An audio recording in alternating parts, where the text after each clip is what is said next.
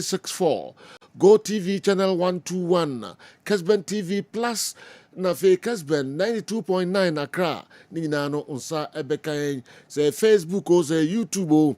Ni nyina agudie emunsemi etwagu ho live. We are suffering na in monitor sa programming na enenso de na bobo no e de bremo enra UEFA Champions League games e course so matches no result e pepe free mu e ba e ye na ho nsensem bremo why na dream that's a PSV Eindhoven e betimi awura Anfield na amo akose Liverpool. Wow. Ako route omo. Ako trase omo ewo Anfield. Liverpool. Eyasam keseo. Liverpool. Omo West Run of form in 72 years. You bet you the frontier. Ye kasa hansi na. Ebin sida. 3 consecutive defeats by 3 goals. Hey, Liverpool. Wow. Na legends no kasapi, players no kasapi, zentrofo ne beshadifo bia edin sempi tuja de afa Liverpool ehun. Kwame usu don kokra the one word pe nenra or the breme or say the bay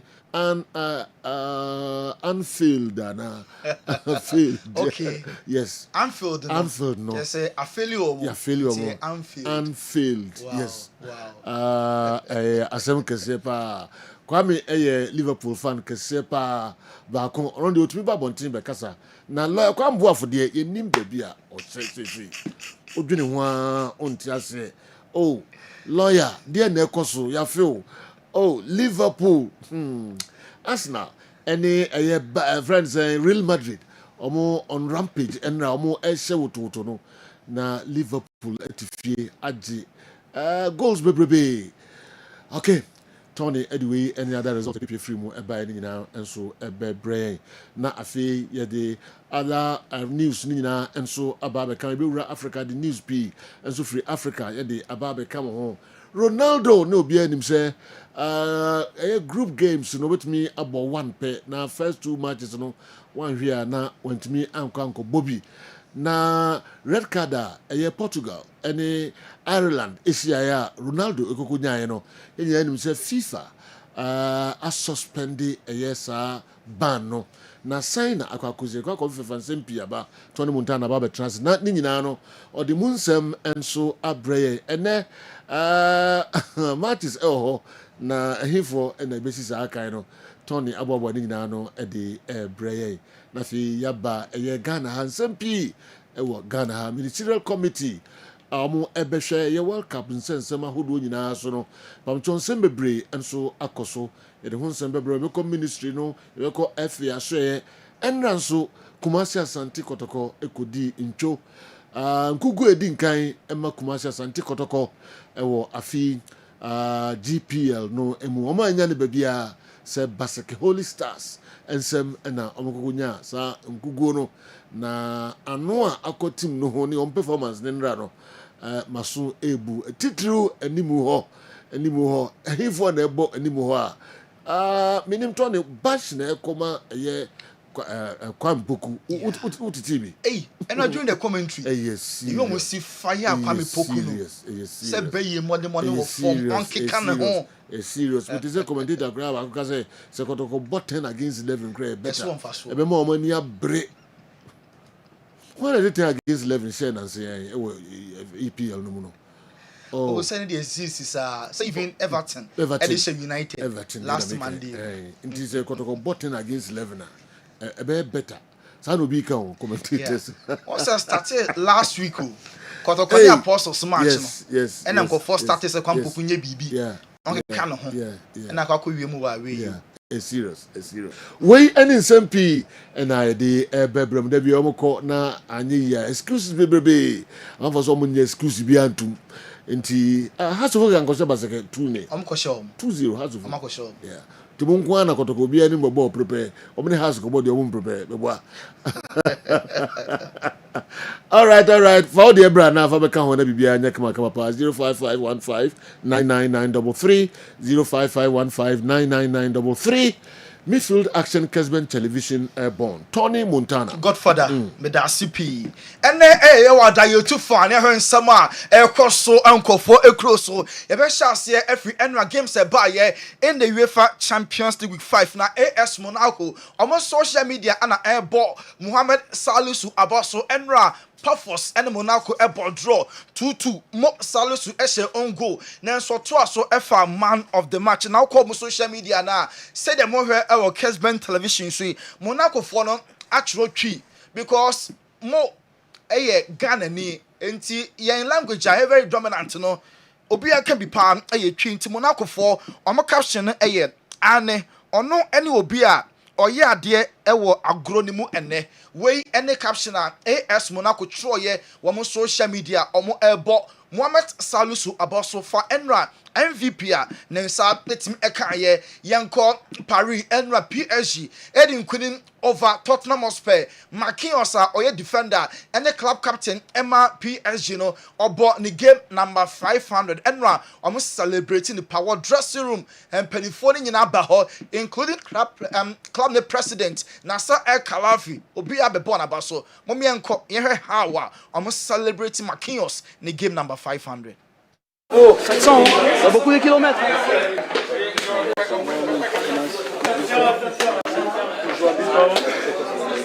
500 matchs, notre captain, notre fierté au Paris Saint-Germain. Nous, il était petit, maintenant les grands hommes, le meilleur captain au monde pour moi, pour tout le monde. On est fiers de toi, Marquis.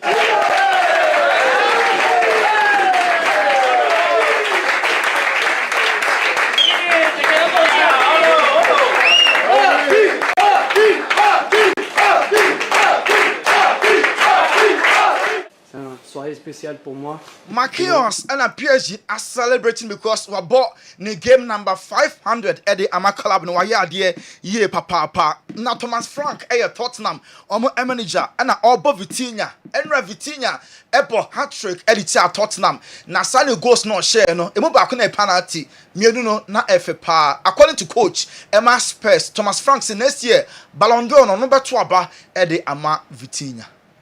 Need to have a little bit margins ratio. Then the Vitinha don't put it to the top corner in that situation. It was very tricky. And then the 2 goals, 3 and 4, can't concede them if you want to win here. And by the way, Vitinha, best midfielder in the world. He'll be the next Ballon d'Or winner for me. That's a very big shot. I mean, had a brilliant performance. Continue with the positives from your team. A lot of it's been about creating chances. But that wasn't the best midfielder now. Next year, the Ballon d'Or. Oberwini way Thomas Frank manager Emma Spurs after almost 5-3 defeat to PSG. Now Oden same way Etuja Vitinha obo hat-trick FA man of the match no Osina Nyanche papa say Enra oboye Emma PSG Enyansa win. Maybe he didn't have time to think. Really happy with the goals, with the win. I think I'm going to enjoy right now with my family. I think a little bit about that, and for one day, and then we have to concentrate on the next game. Was there any nerves stepping up from the Vitinha, penalty spot? man of the match PSG. Omo foda no ana yetene kano yenko Inter Milan. Omo so ATM so officiating and koye against Atletico. Henra Atletico Madrid. Omo first goal omo share no. Julian Alvarez build up no Inter for ni tremu a. Ball no ebo Julian Alvarez initially. Referee no owevu say the salad go because a handball. Then so after checks VAR no confirm say there be also go no team ejina Inter Milan omani anje sad decision we ho omo be take na so last minute na omo concede the second goal Atletico Madrid and show by 2 goals to 1 na no ana Inter defender Jan Bisek or say omo nye happy because game when you game na e was say omo elusu nenra at worst na was say komunya draw na come wait me enya winning po too bad say very late omo concede ya omo ntimi enya even a point anko Italy Real Madrid Greece coaching Olympiacos Eshomo 4-3 Kylian Mbappe ebo 4 goals. Now the first 3 goals no ebaye within less than 7 minutes, 6 minutes 42 seconds. Ababaye the second ever fastest hat-trick in the Champions League after Mo Salah or share at the Etia Rangers 2022. And now 6 minutes 13 seconds and a Mo Salah at the Ebo hat-trick now. And now Mbappe about so close 6 minutes 42 seconds afterwards. Mbappe eka side some call 4p eka can say maritime no unity anyhow any manager no any players need be problems a whole draw players need be manager no or say outsiders and de bebre name as simple as no obia ebo modern na omo protect each other when and in some Mbappe editu dwa or say ampa before warm up no Olympiacos fans ni be atonyom in French at the dinner time nanso some French no na very bad omo accent no omo niam keka no pina no not French no enye papa na Mbappe or the 3 year or some for eka say akakoye 1-man team so ne Mbappe one show goal Madrid omo ensho goal say antisa nemo obetre say every game obebo bia any opportunity kwa dia obetimi ato atena we and some Mbappe etu dwa Kamavinga say locker room dressing room no division players ni nyina every many focus before end match no SMP and a content time video so media don na obieka say Jabi when gwini na obo drum pa ne to akonya no Madrid for ebeyi nanso ni nyina no na entisa players no omote de kwaso abontin bia nanso unity aye adwuma ewo dressing room ho na Jabi Alonso ana airport team na baso say omo we ni do say sa 3 goals omo e consider na committee aye ho bibi na ye avoidable goals nanso 3 points no na aye the most important thing yanko eno Arsenal e make a big statement wa bra womo eche Bayern Munich ashomo 3-1 for the first time since when Bayern Munich elusu match now omo lusu game omo wa simple na against Union Berlin omo ball draw e bonus league against Sakani nyina no na omo so etimi ahye Serge Gnabry say omo boy against a stronger opponent na shorter goal Arsenal ebo modern power and throughout the game na Arsenal deserve say omo enya sawu no Joshua Kimmich so kasa say omo enfan share adum enfan share dan so obi broa kase ni pakro ya ade chen enra na Arsenal for no on every aspect of the game na omo aye better than omo Bayern Munich ebi sa ma no niwa third goal you consider here say the thing na buy also own and from so there eba na ba already born na onim say obetimi aye a little bit faster na be born every Gabriel Martinelli anim na so won say Joshua Kimmich so ba so anto na one time in year ahwa na ni own player watimi akrash no ento nyanto bu ase na ma Gabriel Martinelli fa ho a obo goal number 3 na so nyina no omosuan ne mapi every enram ku go a no enso etimi ekọ so no ni Madueke enra o share first ever UEFA Champions League goal okasaye efa Arsenal winner omunyaye over Bayern Munich no.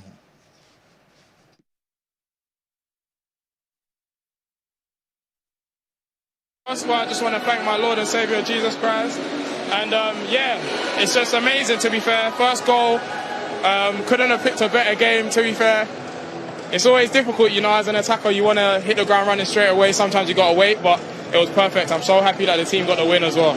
3-1 against Bayern Munich. Not a very religious person. On Friday, some Enya Grokra. Sunday, Oba face to face against the former club Chelsea. You be say match no. Ohun say ofi Chelsea neba Arsenal. Game no. Omu winyana. Chelsea next. They've just beat Barcelona. You've just beaten Bayern Munich. What sort of game have we got to look forward to in the Premier League this weekend? Thank my Lord and Savior. I guess we'll see. I guess we'll see on Sunday. Obviously, first versus second. They got a top team. We're a top team, so yeah, I think it's going to be a good game, and God willing, we get the result that we all want. Club Chelsea next. They've just beat Barcelona. A good game, but God willing. Omo Arsenal benya results omo epe Declan Rice and na ye adwuma ni nyina fa man of the match. Yibisa no say favorite tag no ye dia bo Arsenal ho Premier League, Champions League obi ase Arsenal for a favorite. Ewura mutrimu ana yenti in response. A lot of people are going to put you as favourites now for the Champions League. Are you comfortable with that tag? Yeah, it's just a lot of talk, obviously. Yeah, like Champions League, you're either in or you're out. And obviously at the minute, it's only the group stage.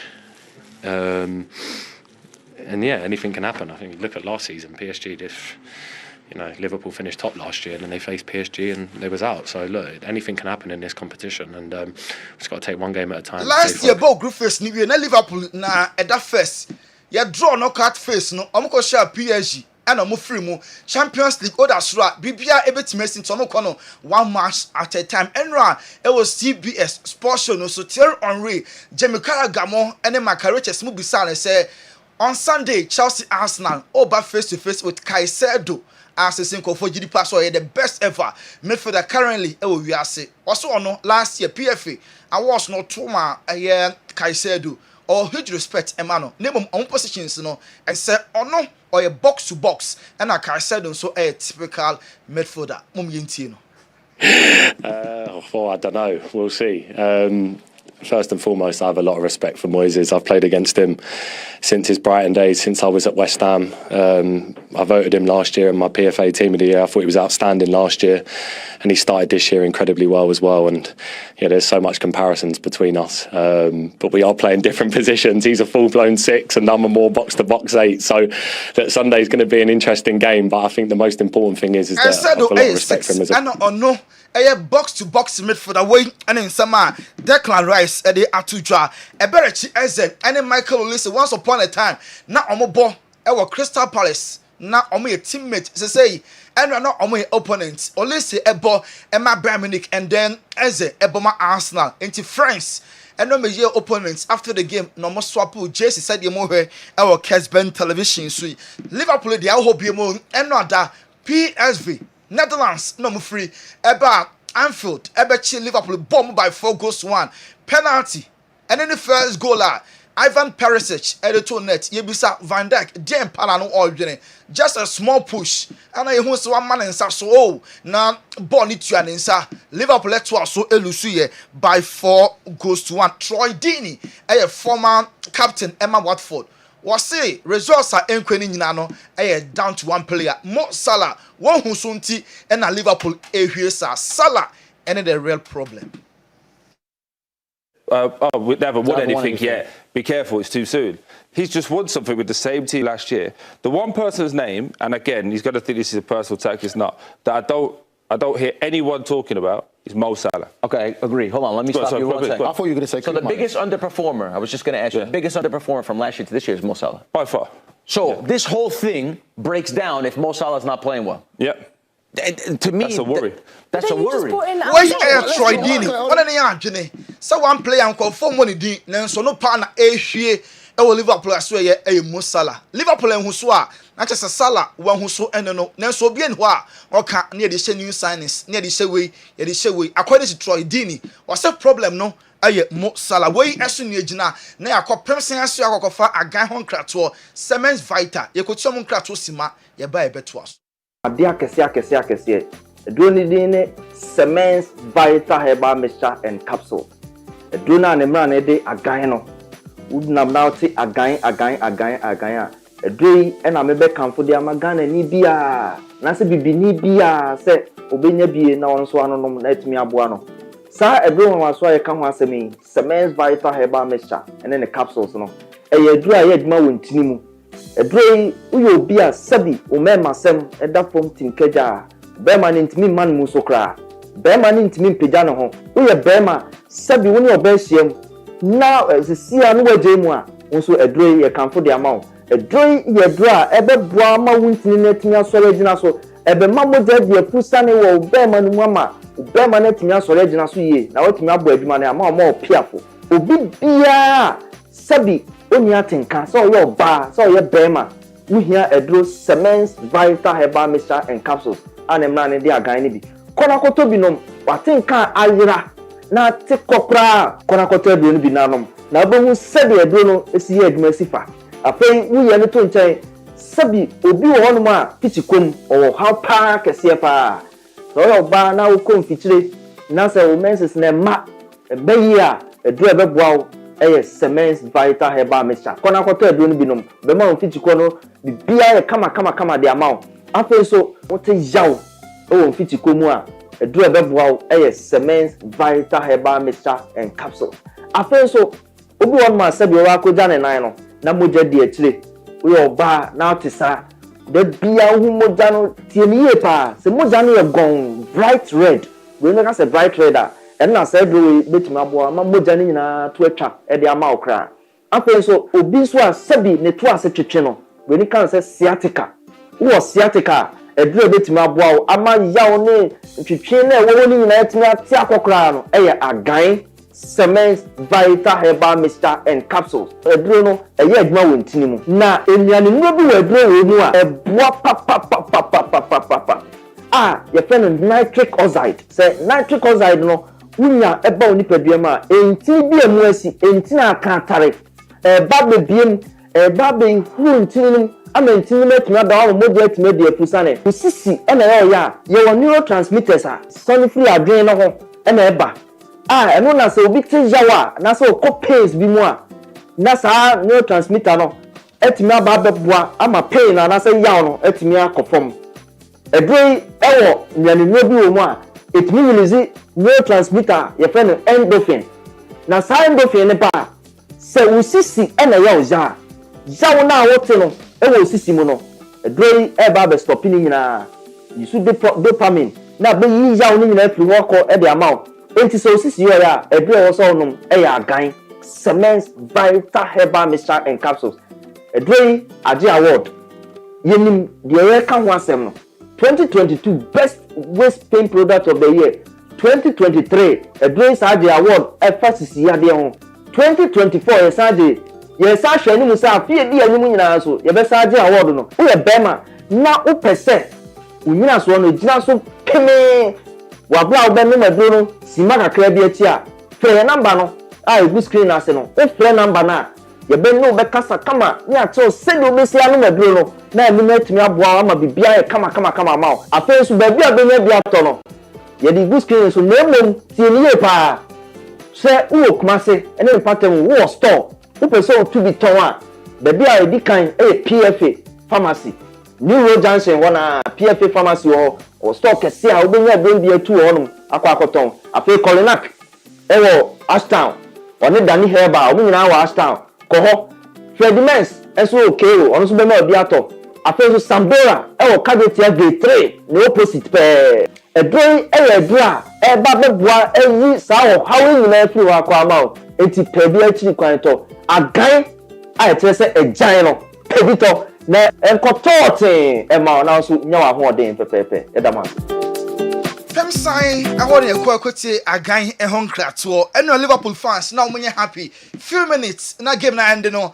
na pina sorry ya omuye se omu ekofi because omanya enough na Liverpool eco games more results no enye papa nti eno fans no most of them na omunye happy wo Anfield yampon game no quite unusual Liverpool fans enter anya sene so eno ade yampon game no na pina enso a free stadium ho enso akofie Curtis Jones ono aye Liverpool omo player heno after the game ojitum se enema henkoye cross Liverpool players no ema omo ehomne so Steve Gerrard Motia hene former captain Emma Liverpool Kasai said on Kase team no enema agye gukura nemum oye disappointed a results are omo enya nansen Steve Gerrard Kasai. Even when you're on your worst run since 1953? No, that's not good enough. There's no excuses for that at this football club. I think everyone knows that. Yeah. But crisis is a very strong word and disrespectful to some of the players that have delivered for this football club and for the manager that's delivered three months ago. If this was 6 months down the line, a year down the line, and we're further away from that success, then maybe you can use a word like that. But I won't use that word just yet. But you can't deny that this team is struggling massively. They're on a terrible run. Confidence is at a all-time low. Steve Gerrard, former captain Emma Liverpool, and a slot. You be saying Van Dijk, DM Panano or Guinea, and no question ball. My Liverpool consider a penalty. Only player sees why more penalties. Ediatia ne club and Nema Enquikra and a slot analyze the situation. Just on that penalty, because he seemed very unhappy at the awarding of it, feeling that he'd been fouled. I think he got a little push, and that's I think what I saw, what he wanted to say to the referee. that little push unbalanced him. That's why he raised his arm and made the handball. But yeah. And see, small push, such small push where the referee on Jim Freeman, Emma, Anunti, na Enra penalty, Nicotia, Liverpool, Club, no, Hans Flick, Barca manager, openly on Kanye, Nanso within the circles of Barca. Omo who say Inigo Martinez departure no affected Barca ye papa. Omo highline no, they talk about then the absence of this guy Amu Heno Kessben television. So Inigo Martinez across Saudi Arabia on Ronaldo, Nebo Al Nassr were creating big gap. Ewa Chiriho. Coach, onye happy and money benya ka Barca for encope the replacement Emmanuel 2 days ago Chelsea trashed Barcelona 3-0 players na helmo efa results Barca nya no Eric Garcia Gerard Martin, Rafinha, any Pau Kubasi, or any players results no omo a year papa because no GD pass and commit me I better and my Barca and your good results. Yes, Chelsea, Eshom Kaminsa, anti Marcus Rashford, my United for El Tono. Almost all yeah, the United any place be Emmanuel on the return. Barca for either say mobile activity 35 million euros na matimi atono yete say Paris Saint-Germain so wachira omo enya Rashford omo enso epe ye papa award winner wadaroma kwa for close nsem no we eso anegina na yediasi. Okay. Yemfa nkrofo kroso ansem no enti ha na wo message bia wo de aba enso de afa ho Tony Montana de aba we 0551599933 0551599933 ekukudam pa kese pa na omo aso eye midfield action program no se yemfa mra obabi a wo bia ene anopay GCB your bank for life. GCB your bank for life. High sense, everyday prices for everyday people. MTN, everywhere you go. Milo, energy to go further. A free 6th of December. Mipamcho, Pajo Sports Stadium. Dear never cost Milo games, back. Milo. The bekoso ho ene omohye bia no obeti ewo Kessben FDA so Milo energy to go further. Toyota Ghana company limited pamcho almost drive smart save smart omo quality parts no a genuine parts no pamcho ko na kokope bi eto a special promo na omo eye from 20 to 50% discount na Toyota ede emao afa ayo Toyota parts no enso enyina se dia na ope Hino Tracks no parts na ope se Lexus parts na ope ana Toyota vehicles no parts ni nyina free 25th of December kusi 6th of December a promo son kokra ka ho na kopebi eto genuine ones I bet ye papa the amount she said kama pa so and the ho the amount ka ho na sa promo yi antwam enyao. DSTV, your home of entertainment. DSTV, your home of entertainment. Then I'll pay DSTV so unya titru mu amoniji football hono. Say major leagues ni nyina omo show ewo DSTV French League ko eye Bundesliga no mu ko La Liga mu se hina ope Portuguese League no mu ko EPL hina opa unya ewo eye DSTV entertainment movies ahodo bebrebe ni nyina no benya o DSTV odem bafua Dwabi Rural Bank, the best rural bank 2023 Chamber of Commerce and this abasubodi the ama Dwabi Rural Bank, the best rural bank in Ghana 2023 kanwe sanso and a BOG alternative clinic and diagnostic center yarebe ena ehaw BOG adokota fo kukudami omontimi enyin free hon tentem emfa ema fo ni kire ho na ombebo ye papa sanso na omde BOG vinegar no aba edwaso asese upe vinegar de gunsuom anom de number 1 ka ho brass da house obenya bi ato security post ho sanso na konkran ye aseda 20 hours ho be Kessben FM e wono onso obenya bi ato ewo circle CFAO Mobility Ghana. CFAO Mobility Ghana. Mpamcho ka ho na de na wo hwe ato vehicle be na wo pese auto awunya CFAO Mobility Ghana. If you construction ekosi commerce ni nyina no benya bi ato Shackman and a Fuso tracks no bi for haulage any trading. Kinlong buses no bi transport passenger buses no benya bi ato Mercedes Benz ahodo enso honum range na no ebi Mitsubishi pickups wenya bi ato SUVs fuel efficient Suzuki vehicles ni na wenya bi ato CFAO Mobility Ghana, Mobility Solutions all in one place. CFAO. Omo ena eso ya sen ma edidi medie enso bremo. Mpamcho we onum ye omo firma enye ye omo ka ho deden na edidi medie ebro Jabba Jewelry, Herbasol Company Limited, Dawood Herbal, Pimson Company Limited, Gentleman Dental Clinic, Kojak Pharma, Otria Herbal Powder, Divine Hope Herbal Center nakofa Otria Herbal Powder nso aba edwaso easy waterproof paint, also no more leakages. Charistic Ventures, 3P Garlic Mixture, Piwak for ND 3P and so aba edwaso Kingdom Herbal Center, Omnede Kingdom Garlic, Kingdom Ginseng Power Capsules, Kingdom Tremendous Capsules, Kingdom also no Challenger. Tunchi Herbal Capsules, Omudima Kuti ye papa, Ghana Herb, Omo Executive Herbal Hospital, was Sipe Dote, Kaho, na fa Oyari Ahudu Nyanoko, na Ubenyano, Ano Edrun Tentem, Executive Herbal Hospital, no, was Sipe Dote, Ghana Herb for, and Akofa Abba, Saope, a spiritual, and herbal healing center there. They may come for the amount, a Dr. Amegasi, Kanwe.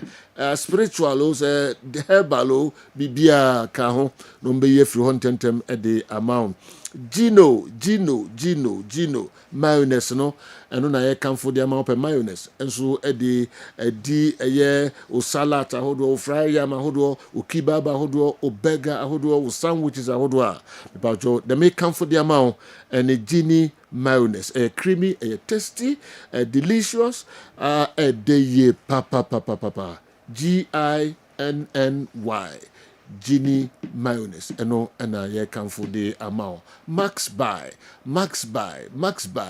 banjo phones ahodo Phoenix phones ahodo be just no omo ena de aba ka ho na call maso ye ho ne bo no e wo form yi papa e che ye papa so ka ho na Max buy say fridge ahodo na open home appliance ahodo na open television set ahodo na open Max buy na ye kan for the amount omo do so ye papa bibinti no mu nyina no aba so midfield action program no mu ekwan ho bra ye ma kwan na ya bo ye wadwuma no dahu nso de amount ye papa na obenya so emfa so papa enunti na otwe herbal atwen abetra manim ha ohiniba the pride of Atonsu obedi adanse kakra na wabo otwe so ho dawuru kakra de amamo ana da make entisa sedu etisa pepepe yes nkuntumpo bi anim yes we adokuru do yeah omo ba ha nyina nyame nko na meka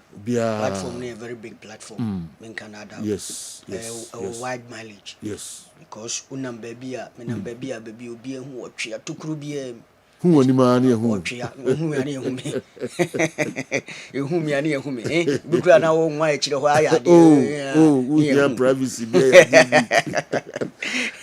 otwe heba se jare so wa na obeba yankwe sejo ba me na wase anopa yi so wo akwanya soronko adane de nyina ode maye ewo afidikasi yi so na memfa enchia emu odin emfree Divine Hope Herbal Center emra ahwefo ani atiefu nyina Divine Hope Herbal Center ye ne yakofa adura yato din se otwea herbal powder aba ne yebo otwea so ya na afei emema ne ema nyina ebusi na yaso ye kese no ewu Kumase ha makru abusuakuru wa junction the whole Kumase abrosen mu ho na Divine Hope Herbal Center yakofa otwea herbal powder aba no ho na aso ye kese no ewo na aduro de ahyeta wo Ghana babia babi to nro bia se herbal shop pharmacy shop over the counter biara ubowura ho na obusa otwea herbal powder orofo onsa ebeka bi na yade bia ye boso a wode wode ani treat no ofre ya kire wo kwan a wo befa so a obenom otwea herbal powder no na emum opemfo enum yaduro yi bi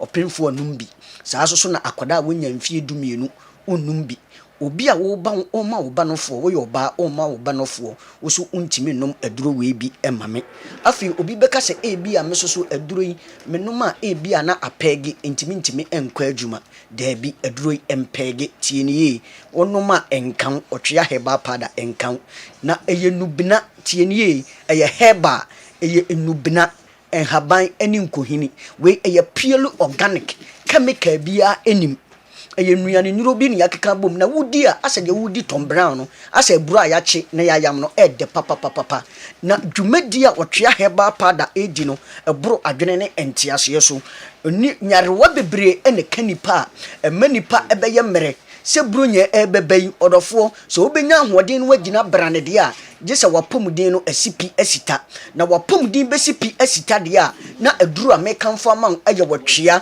heba pada na otwea heba pada no asisi yade atena wo so ache wa wanya sisi yade se wode na adwumaden bi na woye na wo sisi gi wutwi ebesi ne wako asisi yade no emfiri wo so wona upe otwea heba pada yi bia wape nsu a eye dede ana nsu a yawo me ne kakra no ti ba kugum anopa na wano mama me anwumra toa so na ye sa mama me anopa baako anwumra baako acha ye na wotwe miensa sisi yade ne se wode nam yade ne kofa baaye se ye nyini na akofa wode no aba obi se yade ye busua de sa na tie wonya mfie aduana anum ekwa na mfie aduanum a na wo sisi no ahyase ye echim se sebi bonsheka obi efruka no gese wo mameti ne sebi opia ne to ansa eda ma mi ana mpia no wose mabranche mesiro umpia me kakra ma me ni nyina ne se sisi no tutu ne echim wei enye japade ye dija nchirima tienie enye fie ne ka ne nsase ye dija nchirima no na wakase ye busua de eye saa ene tie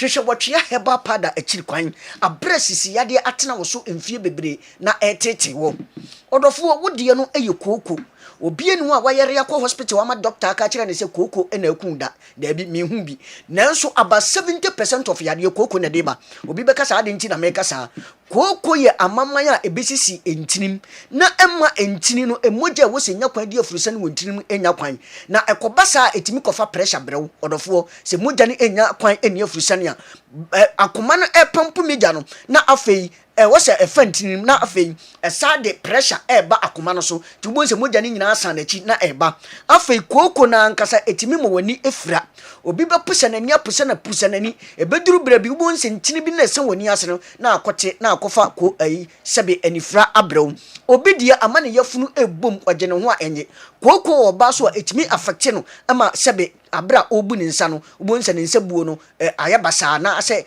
tutusi basa kooko eye yade a eyefon papa so wanhwe ni ya babia kooko betimi de wakoduru no nanso doctor enkanchire obi ase kooko wo yade kooko na akunda da bi nanso enyarewa hodu a kooko twetwe ba no edoso pa enti se wodofo kooko ene te wo so se wode no wadware awie na wo ho eye wo hene se wode no sebe aba ma sebe wugya wo nan a wo so kokobo no na etwe aba obi de ogya ne na wo so emogya wo obi yefunu ebom sete sebe tete ye won kurase no enka ne Pentecost for ban bo so kum kooko ana te so o kwan wo minim watu ntakra nu wasoma ma sese de wo so pete takra na wo pe ukonu obi kwan ne minim no obo na so kwa sebe ni nyina ye kooko nanso se de wo si bo na so wanhwe kra na sebe ne dwo no akosei odofo wo de a wo hia aye wotwea heba pada na wo nya wotwea heba pada ni bia no wo pensuo na ye de no ebi amaye half of sachet water ana pure water no efa no which hia na wo hiti na wo de afi wotwea heba pada no wate ba ko agum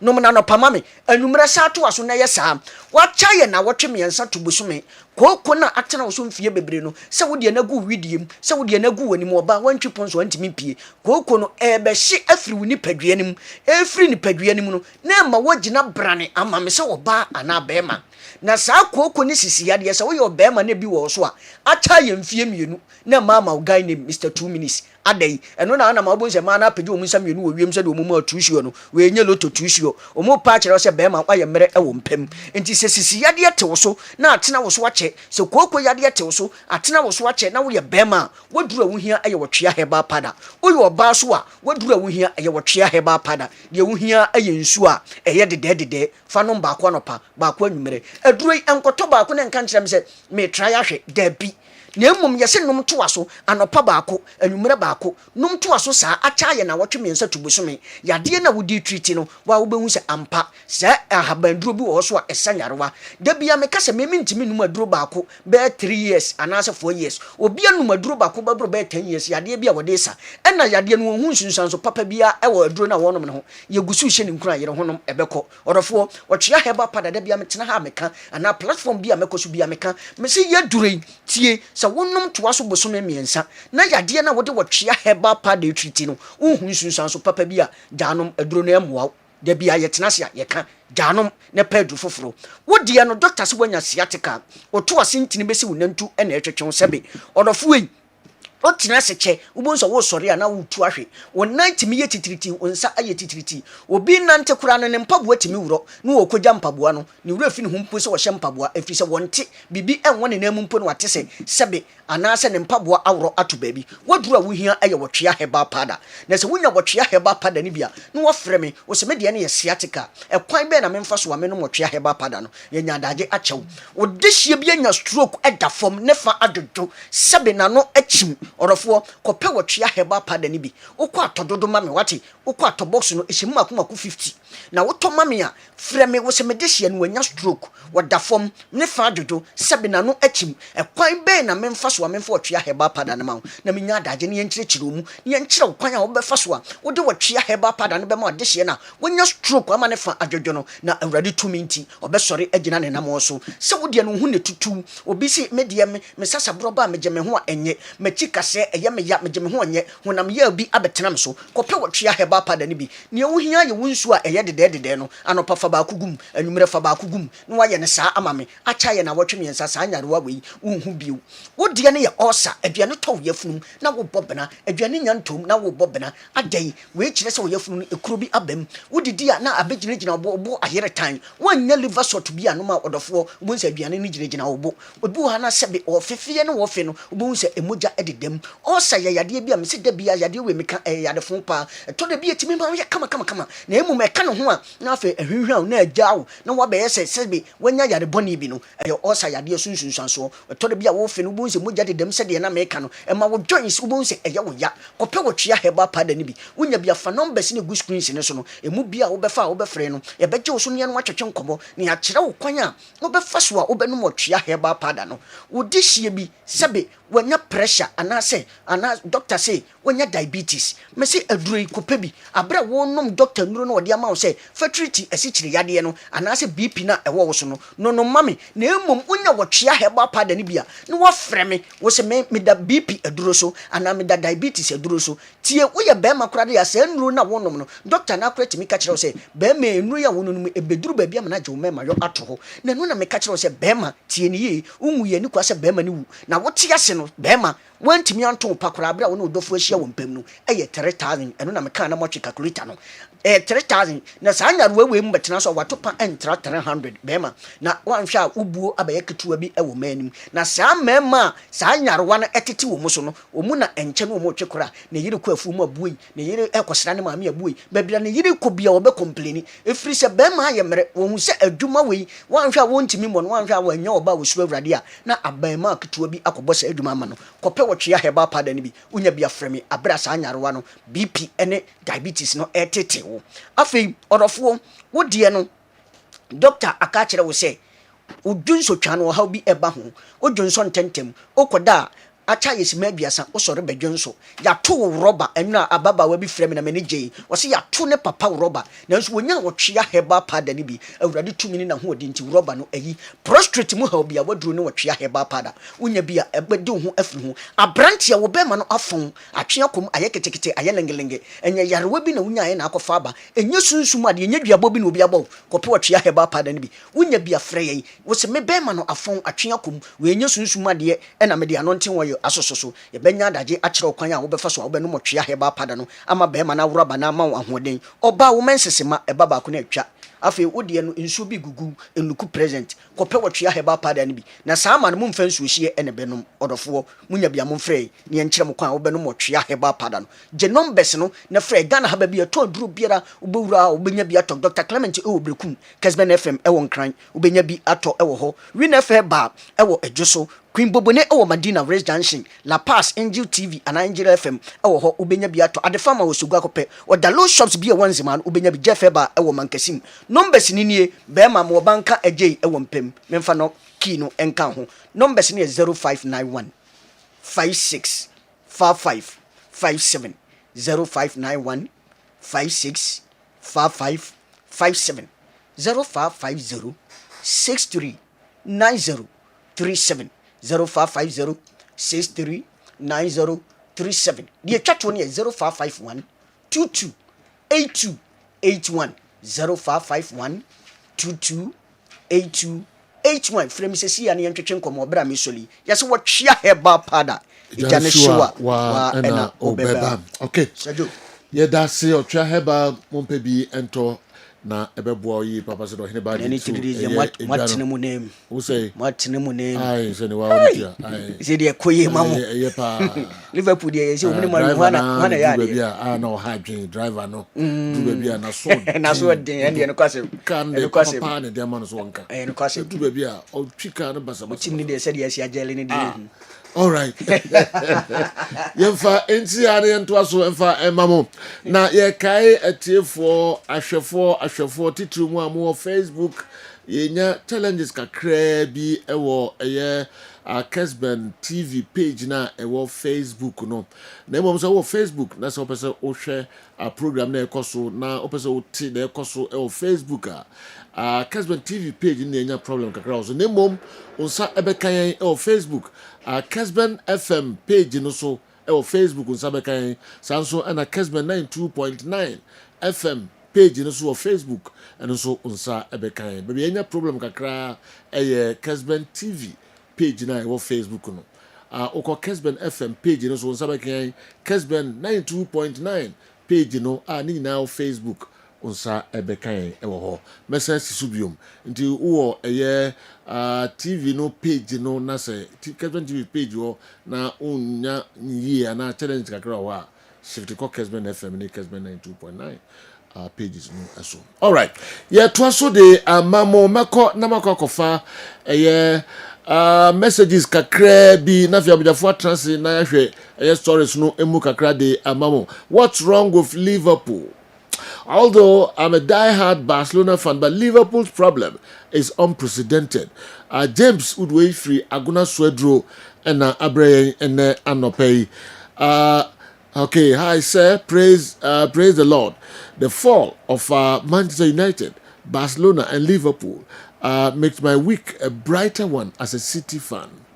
Okay, as a Nestle worker, I really love how you mentioned Milo.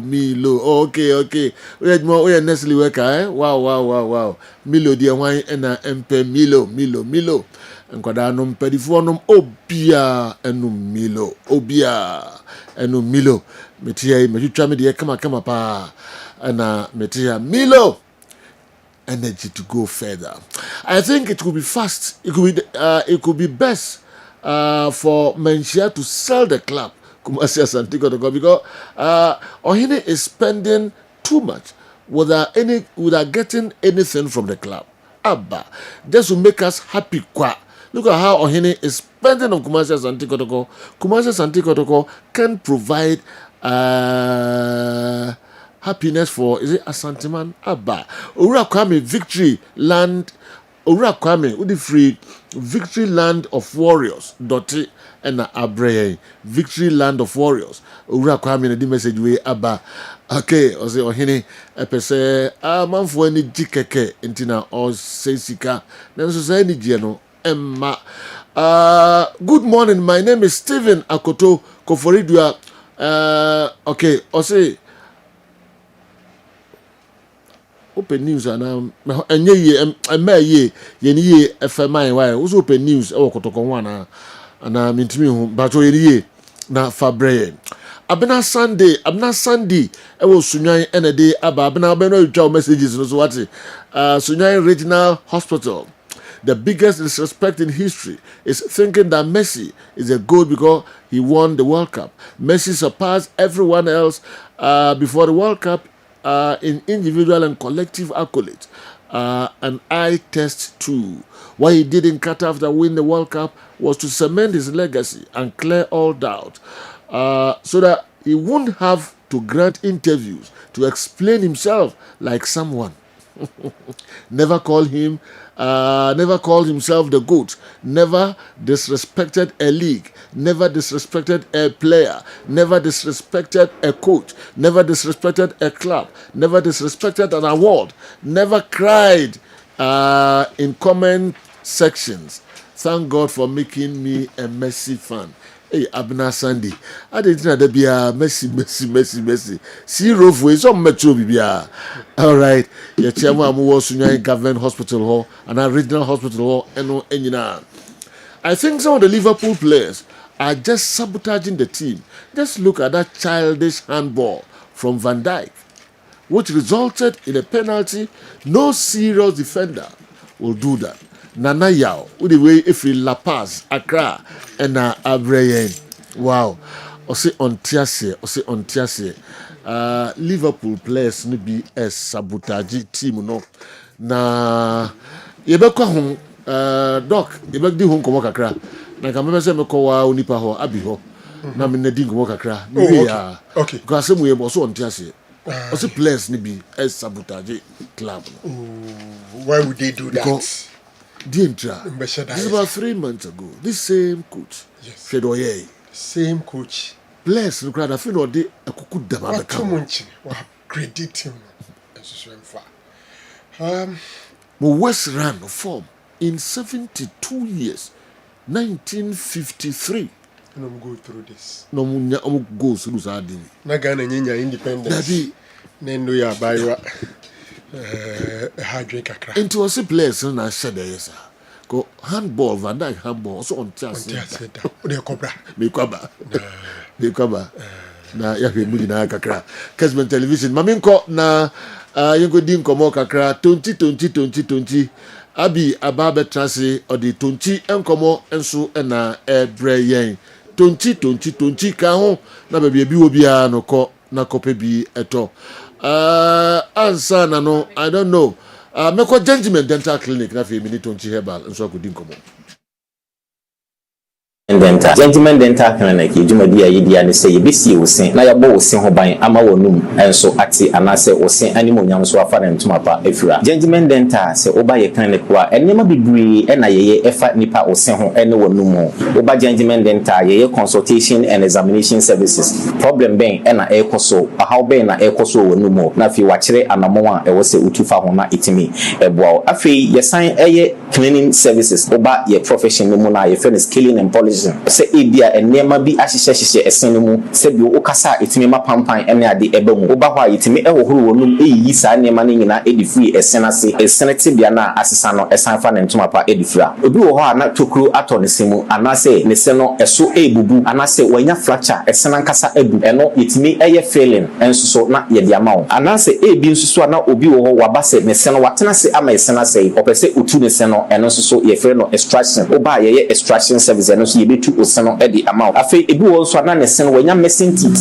ye woni si no ahodo bebre ye frɛ bibi se dentures no eye de utimi ehye na wotimi asan ayi wemu utimi yi na wasan ahye eno ne frɛ ne dentures no oba Gentleman Dental ye ni nyina bi wo afi ye wo fix one no anase ye ta frɛ no permanent one no eno nso so ye si a untimi entu bi eno ene frɛ no PFM bridge anase PFM crowns eno ni nyina no oba Gentleman Dental ye ni nyina bi ewo ho afi nso so ye wo bi se braces ni ye se oseno kwan de dem anase emu atetete bebre eno no oba yetimi ehye braces no within some period na oseno asan akurusu kama na ma oseno atimi ayeden anya ahoden afei obi pese oye teeth whitening o pese ode don hwere bakope eye oseno fitafita te se de oni bi so da oba Gentleman Dental ye beye oseno fitafita e de amawo how bia eni ho abefo kwan so na ye de ebeye e de amawo afei obi pese o share ne sin gold silver oba Gentleman Dental ni nyina ye Gentleman Dental Clinic ye tia kwan enye yira kwan kura ye wo kofo area Central Police Station enchen wa ba bia market no ewo no ufiri abron sign na new story building na okọ Central Police Station no Judgment Dental branch ba ko ewo ho na udru enkran so aye wo nungwa usi nungwa main lorry station hokra na ofra nurse ba ko bra be fa ana se station na chi Authority Street ne so Judgment Dental branch ba ko ho na Atomic Down do me kwa benya runabout no so ho Judgment Dental branch no ba ko so ewo ho na udru takwade pipe ano traffic light na ewo pipe ano ho no obefa kwan na ekota disco junction obepa junction no kakra ko wani obo se OGN bank no ewo ho ye ne OGN bank na na wo the same premises na kachiman so ye wo magazine market kwan no so ho a onsa nifa so ho a Judgment Dental branch ba ko ewo ho anase opposite AY Ahmed na udru kuma se Abrepo junction total filling station wa traffic light na anihwe G runabout no ufri total filling station na yabon sign no na edi ho direct opposite to the Methodist school ho na Judgment Dental ye wo Tamalin so ye wo tishigu ufri yabron sign na okọ MTN main office ye ne Tamale post office na edi anywhere ye adwuma free eda joada kopem eda memeda. Okay, yentoa so emfa emam nkomo kakra bi na fei yedidi eye agudie hu nsem komo titru enra UEFA Champions League games ekoso no ho enkomo kakra e wa ha messages no ebra 0551599933 0551599933 na yeni ho enkomo emfa emane mo de ba na wa yintintiem e de amayen me hu bebre anewa ntina mabo afaso na me call the next one and kind of day. All right, Abi, we are set. Bachwani. Tonchi heba. Nyamisha. When komo kakrai. Se bibia boko. Bibia boko nyamisha opa ne de waya de. We wan kan we na ere. Oh, say ne de wan pa hwe amatoma no. Amma shespe. Oh, waya de. What's afra we o? The ofri wa ju papa. Tonchi emmeme kuramu se twitwe. Tonchi ememe atadufo wadane da me ba na matede ne ememe nyina mpana matena se ememe nyina komuti atomo kon hwe me esanse me bedi o masem edi ama wo mo be ma ne twedie mo asi ne trase me be ma pagya wuti na wonso waje 3 points esanse ememe esom mebo ememe eho hia me wadaro ma tonchi asoye na me de waduri se wo hwe me e wo TV no so abon se ye de tonchi aba beto TV no anim na doctor number no so egu TV no anim wadaro ma se wo fa na wa frɛ doctor se wo baby sei ehe fa na wo benya tonchi ne bi ato obi bebusa se dro we de ye de me ba me chiom ne so da ne dampanyimfo se kotofoforo ebe nsuo mu enu ti me chiomu amoate ase se edro wo ye be ma wo me masem esi ne trase a tonchi herbal capsules ebeboa amoa pagya wuti obi a ne sisimu aye mmra onya ya nka one ne dofo bedi mposo agro ma oba nani age ama ne ho asepe ne ho nanso ode bo ania na ne sisi eye ne ya ne sisi amamai agina ne sisimu okro aba ne sisimu wadaro ma se wonom edra ye frɛ ne tonchi herbal capsules a ebe ye osisimu adwuma ede amawo tonchi mesi meme kuramu se twitwe wo ye oba nso a wonso to na wodofo ennom menua ba ma wotie mi asabi otafra che wo dwonso na wo brepa eni kwan se ba ma de odwonso a ofa oye omu anase emreyo mu nanso ba ma bi won ma o hwe me anase otie me owo dwonso mu ha odwonso a ochim anase obre menua ba ma wonti enam wanom sei me pacho wanu yie eye tonchi eba capsules wodidi wi a oto wodidi wi a ena obenom ubeyi mienu anopa bra wodidi awie na wanom wodi nsuo ne benom mienu anwumre abra wodidi awie na wanom na wonom a me pacho wankasa obehu se yu edro no aye ho adwuma ankasa yedro no eye habama ena yede aye nubuna ne ahini kane ne empanyimfo no na edro bi ansisi nkwanchen so mo benom ene ye maamenom ada na tenten a se de be ye omo so mo beto wo mu da bi de na omo ye ne se omo de akekadro efra adua nubina bi anase omo kobudua hu se wo papa osore anopa na dua hye nanum na oresa ode pepa ne so no na o mini mu nsuo ama na sanso aye ni ntini mu adwuma eno nti ye dry friend tonchi eba capsules no eye dua ye wo de atete bi ne de ne hini na aye afen so se wo to aduro na wo de wo kan wo behu ne ma de ye na wo search abon se ase tonchi enya aduro keto asa eye aduro asa wo no ma obedi ho adanse ankasa wadaro ma se wo hwe me e wo TV no eso a tonchi number no egu TV no anim wo frɛ bɛkɔ akɔsi doctor ankasa so wo de wo ka wo how kyerɛ na eduro no enye dan e betu how na se e de ama wo eno nti wo frɛ wo se doctor me wo ba bi se na hefa e na menya tonchi ni bi ato ye number no e 0553 51 11 59 0553 51 11 59 edinu eye tonchi herbal capsules de enti herbal so na make say eye habama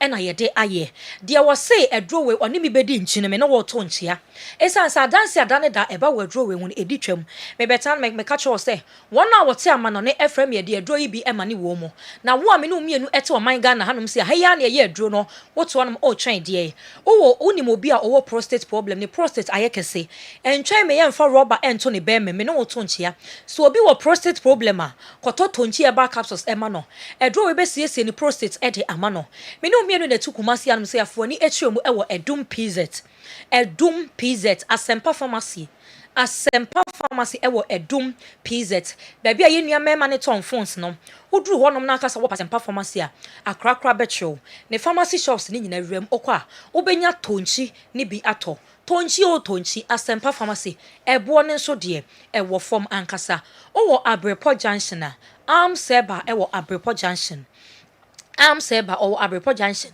Santase taxi rank honom no Abrepo Junction Santase taxi rank okwa ubenya tonchi eba capsules ni bi ato Santase station so maggi ewo honom afese wo imem wo gwoso wo tepa wo dade so aba me patro wo akrodie ehemfa na wa yom so baby a wo bia me patro tema community 5 Little George enso ewo honom tema community 5 Pake enso ewo Tamale Pake Pharmacy ewo Tamale okwa ubenya tonchi ni bi ato obi nso honom a otie me say me nso de me sisi mu de ahoɔden ewo mu nanso me haw ene se me de bo ani ana magye mu ena me kan eyo haw kese pa edi mema bebrenya bema bi won ma hu ni stature na wotim se you wo bema mu wotim hu bema bia no atafre wa no bema de me ankasa me oba no me nya no mpema enka me wedre na ankasa mo no ankasa no ho asisi ne ho so nanso bema na wo wani abre ne ho no wode bo ani ana wagye mu enye bibia nti no emum ni nipadua no ensini mo sisi bema ne ntini mu asisi entini na nenam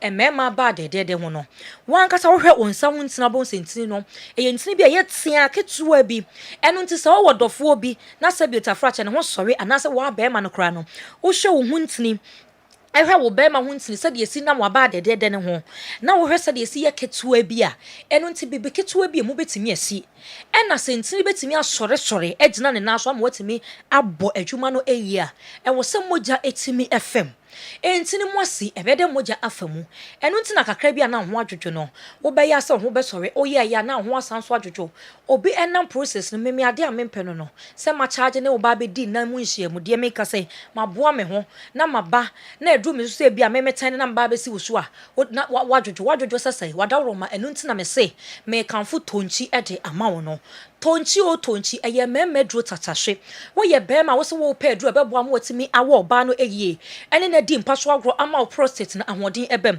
me se bema ota edi mpaso agro no unhia immune system odro bema ota edi mpaso agro no dane da wunyini che bema wota edi mpaso agro da bia da wo prostate ahoden ebem wunya ahoden ankasa obi a wota edi mpaso agro bia ota enya ahoden enye de wakototo nnuro bi won kwanchan anonom wakomatimo bo se peri wo be wie no ni so nyina ebriwu enya ne papa ma woni bebe onso nya pressure mesre mema nyina se wo ye bema wo se wo pesa wo no oba bi ededa yie a wada roma beto edro e friend tonchi herbal capsules me pacho tie di ni ye ema me tonchi herbal capsules ebeboa me se o papa ewo prostate odwonso a na enam ne ho dwonso ne kra eba wonte obi o dwonso mu hawa dwonso ne eba bo se wanka ne ho a na dwonso ne nyina nam ne ho obi da ne mpa so obi frem o se menua ba me haw eni me mfare me ka chona me se ka be me na oto o yawe na onya anu aduro wase me da me bed so a me realize na dwonso no eteme prekope anya me nkakra ma so yesa me kwa dwonso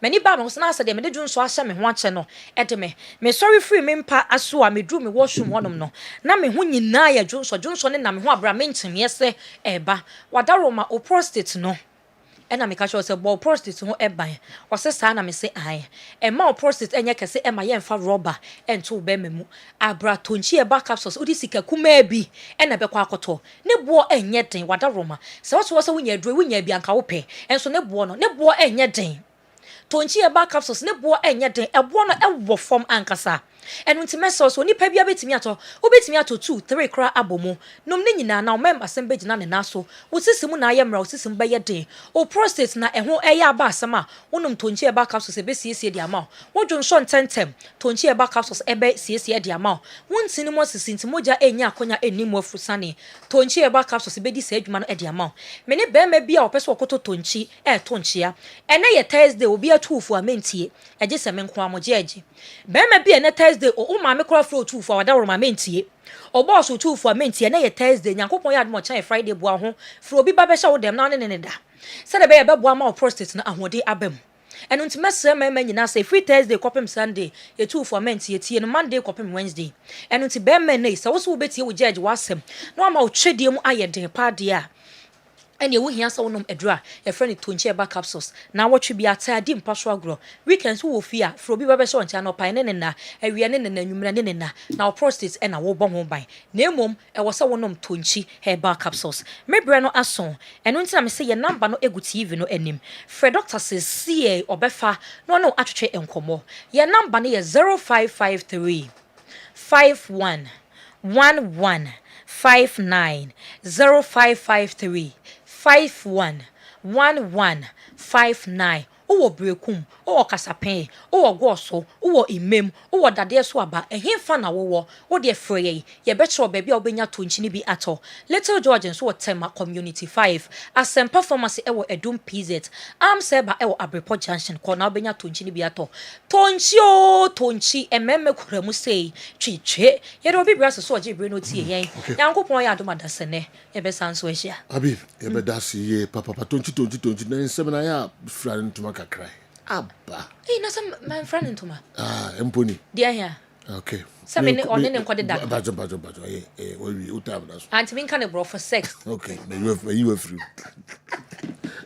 a day all right baba no hu mema ne ye na otavita na no hey no na okay so hu oba o feel na obema I see au jina so kama na se dwom ha kra bi wo ha ebe me mpe radio presenter sa omuniska radio presenter oh na won share the Oscar da bi minya share bi won share bi bebre Oscar papa wo sere wo capture wo nyina wo capture all right and unko share mo Oscar bia mo afi no ma chance no biso omo do music this you ready for mo Oscar time all right omo kra na mpel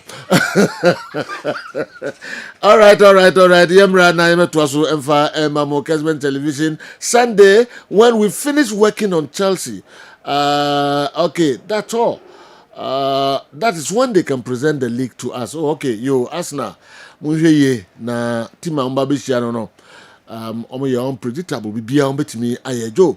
I'm Angelo from Winneba with Eze. Eze's form, do you think Odegaard can still come and bench him? All right.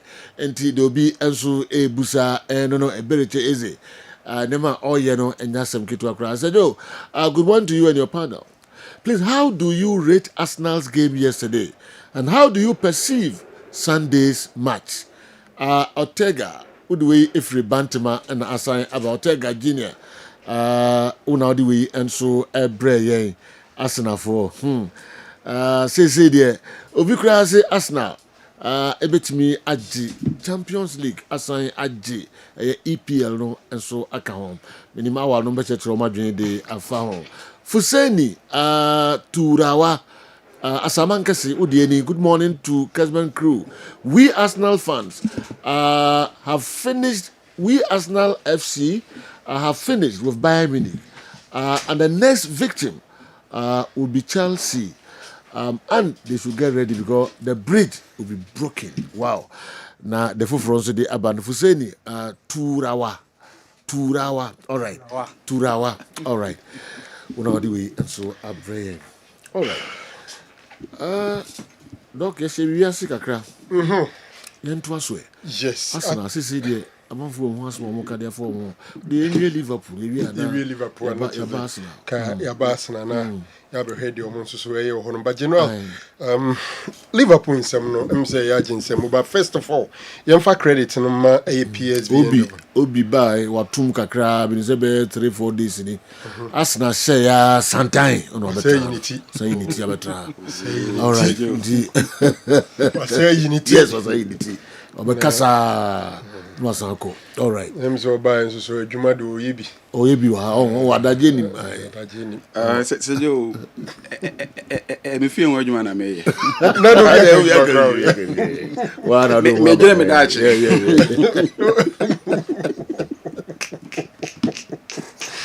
Me feel what Juma ya ti. Ye to aso.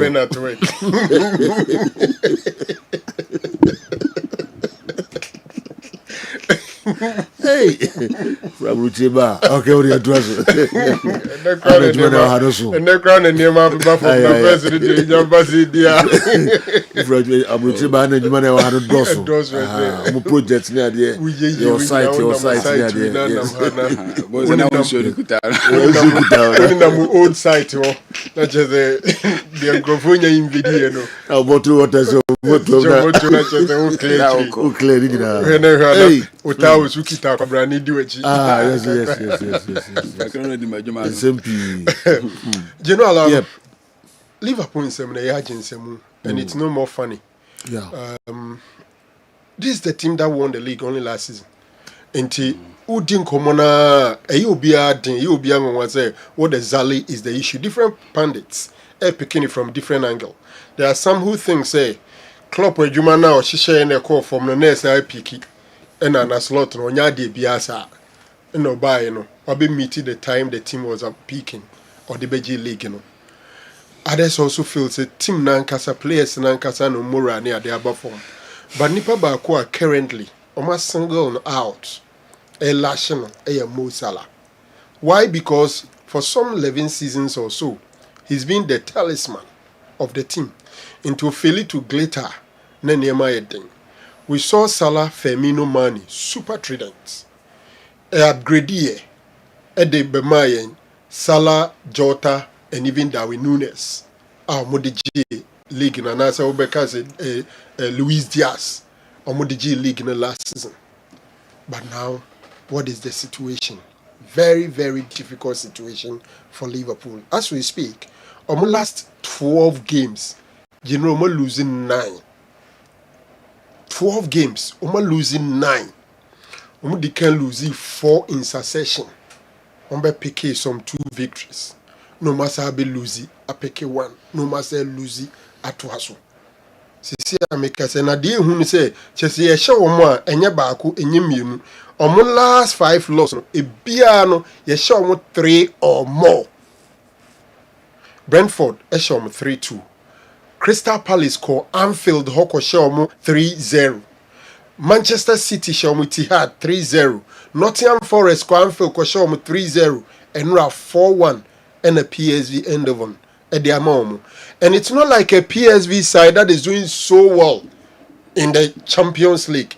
In fact, Enra win, I think, is their only second win in the entire competition. But hey, they could go to the dreaded Anfield and beat Liverpool by 4-1. Where Liverpool set up on Enra now, I think, say, one player for me, Obiaka Wasema, as Obia Refino, Joe Gomez. Maybe some who say, the Liverpool team in Joe Gomez. He's a natural and number 2. Yes, at a point in time, he plays as a right-sided centre back. But number 2, no boa.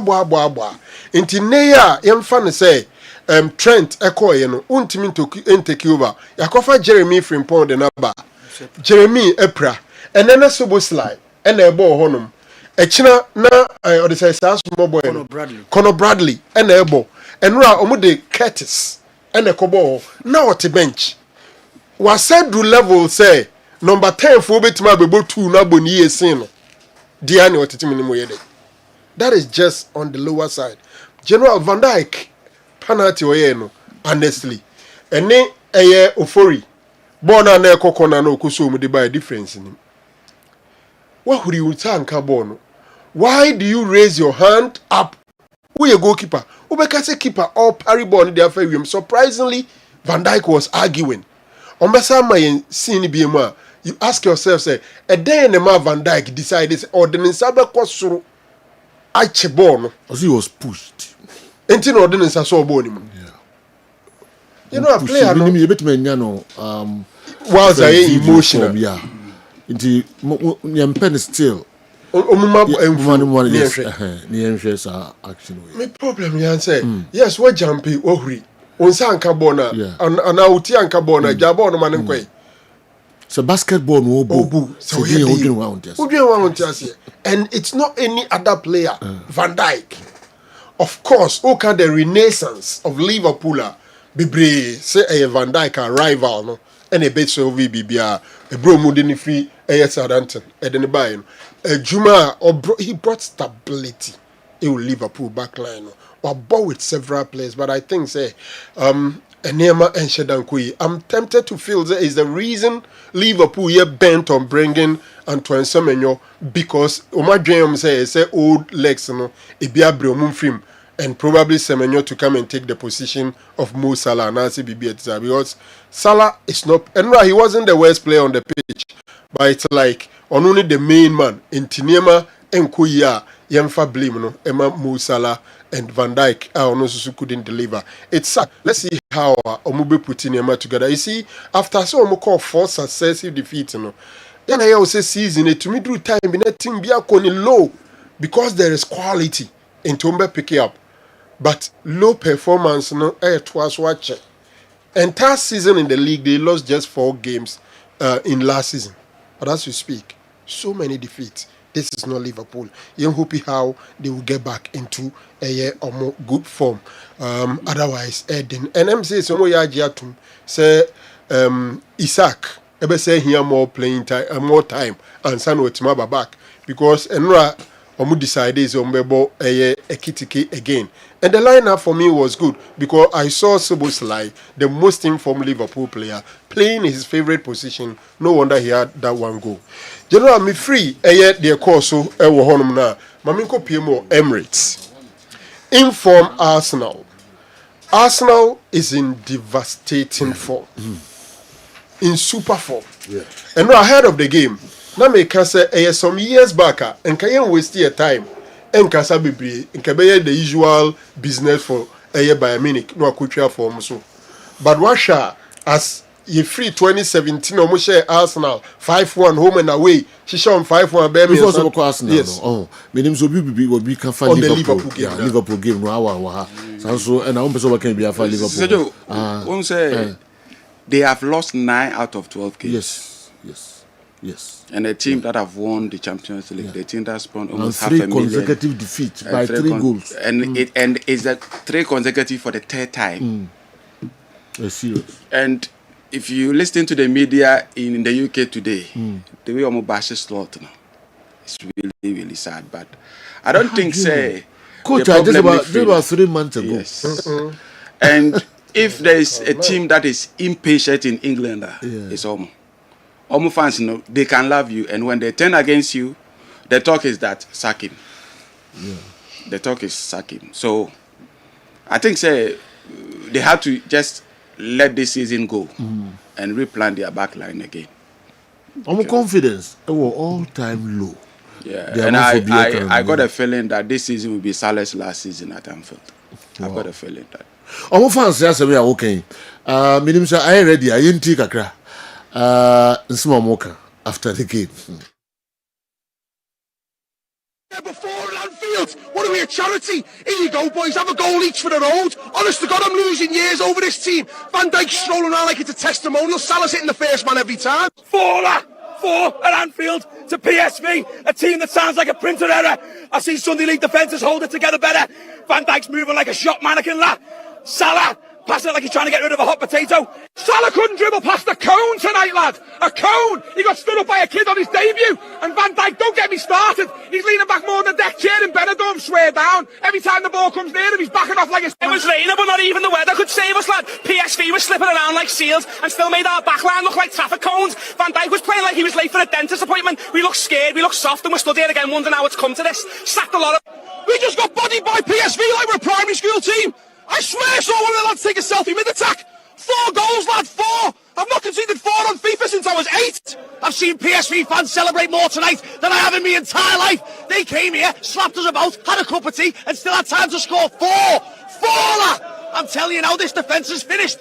Van Dijk's legs are gone. It was a disgrace. Do you know how humiliating it is getting done by PSV? I'm going to work tomorrow and everyone's going to say, you're all right, lad, and I'll have to lie through my teeth.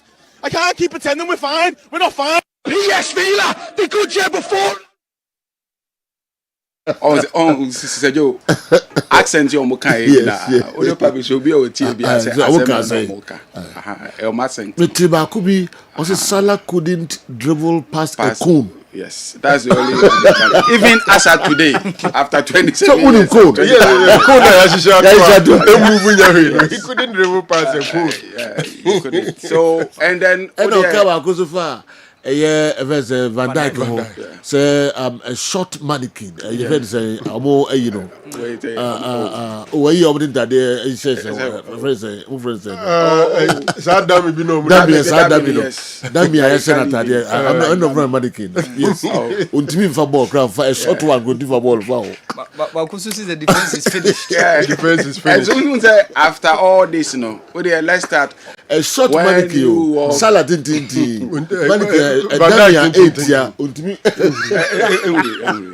Look at this. It's sad. I think say after the experience that I've seen in England, the biggest fan base that you can beat is Palace.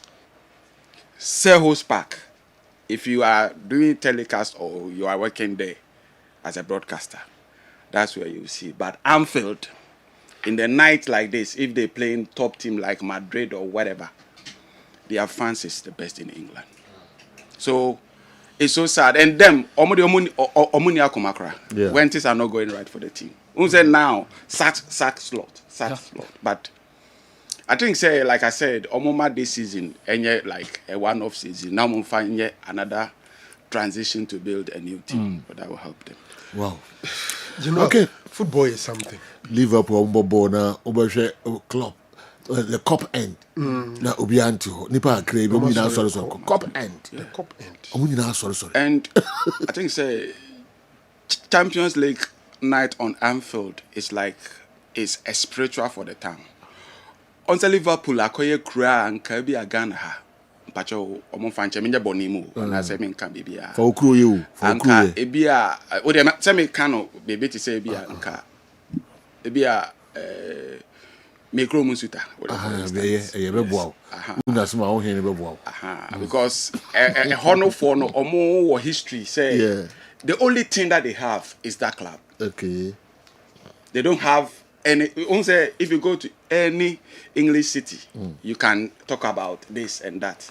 There, the only thing that they have is biggest there that any tourist will go there is to go and see a Liverpool. So if things are not going right for them, they don't have the and I think like if people can get a time to go to Talk Sports and listen to their call in last night, Honorable say yes. It's serious. It's serious. Okay. If you listen to some of them, Rebecca say a kidnapping back. So you see, Omani Brisia no money who I read. Yeah.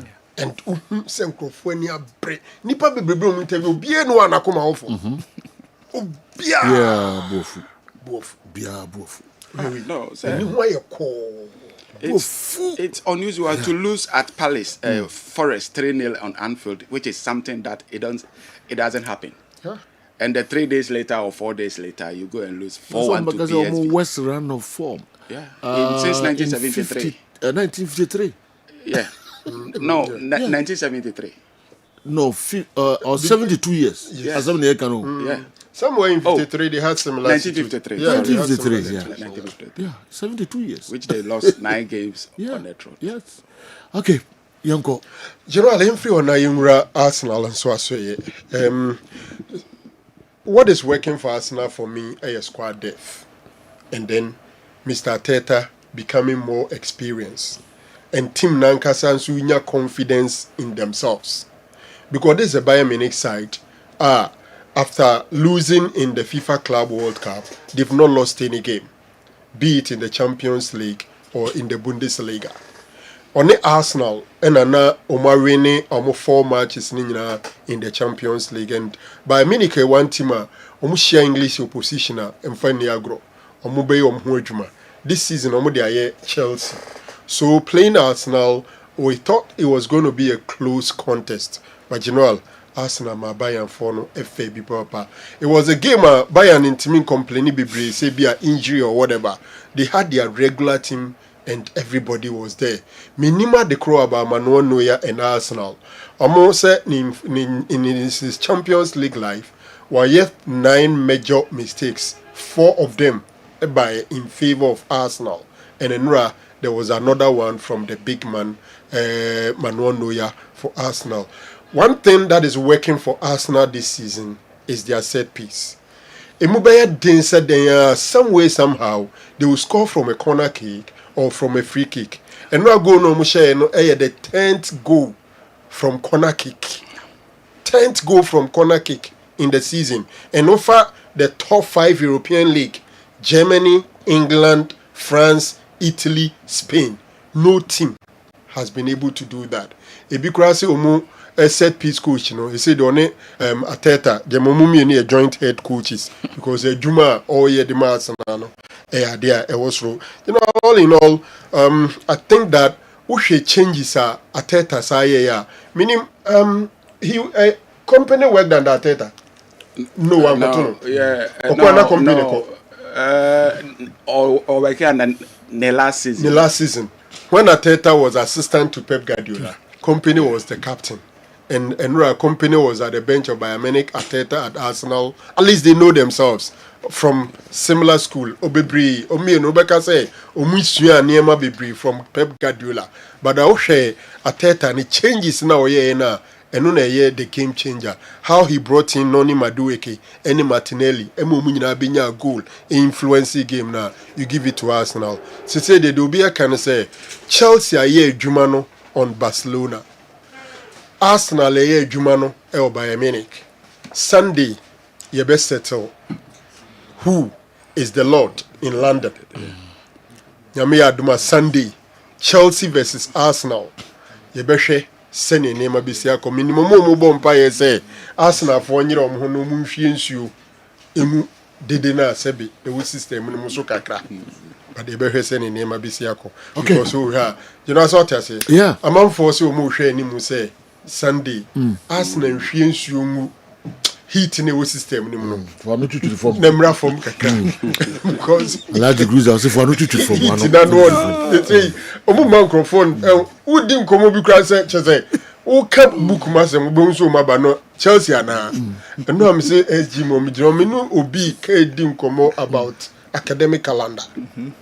Office also make football. No, I beg you.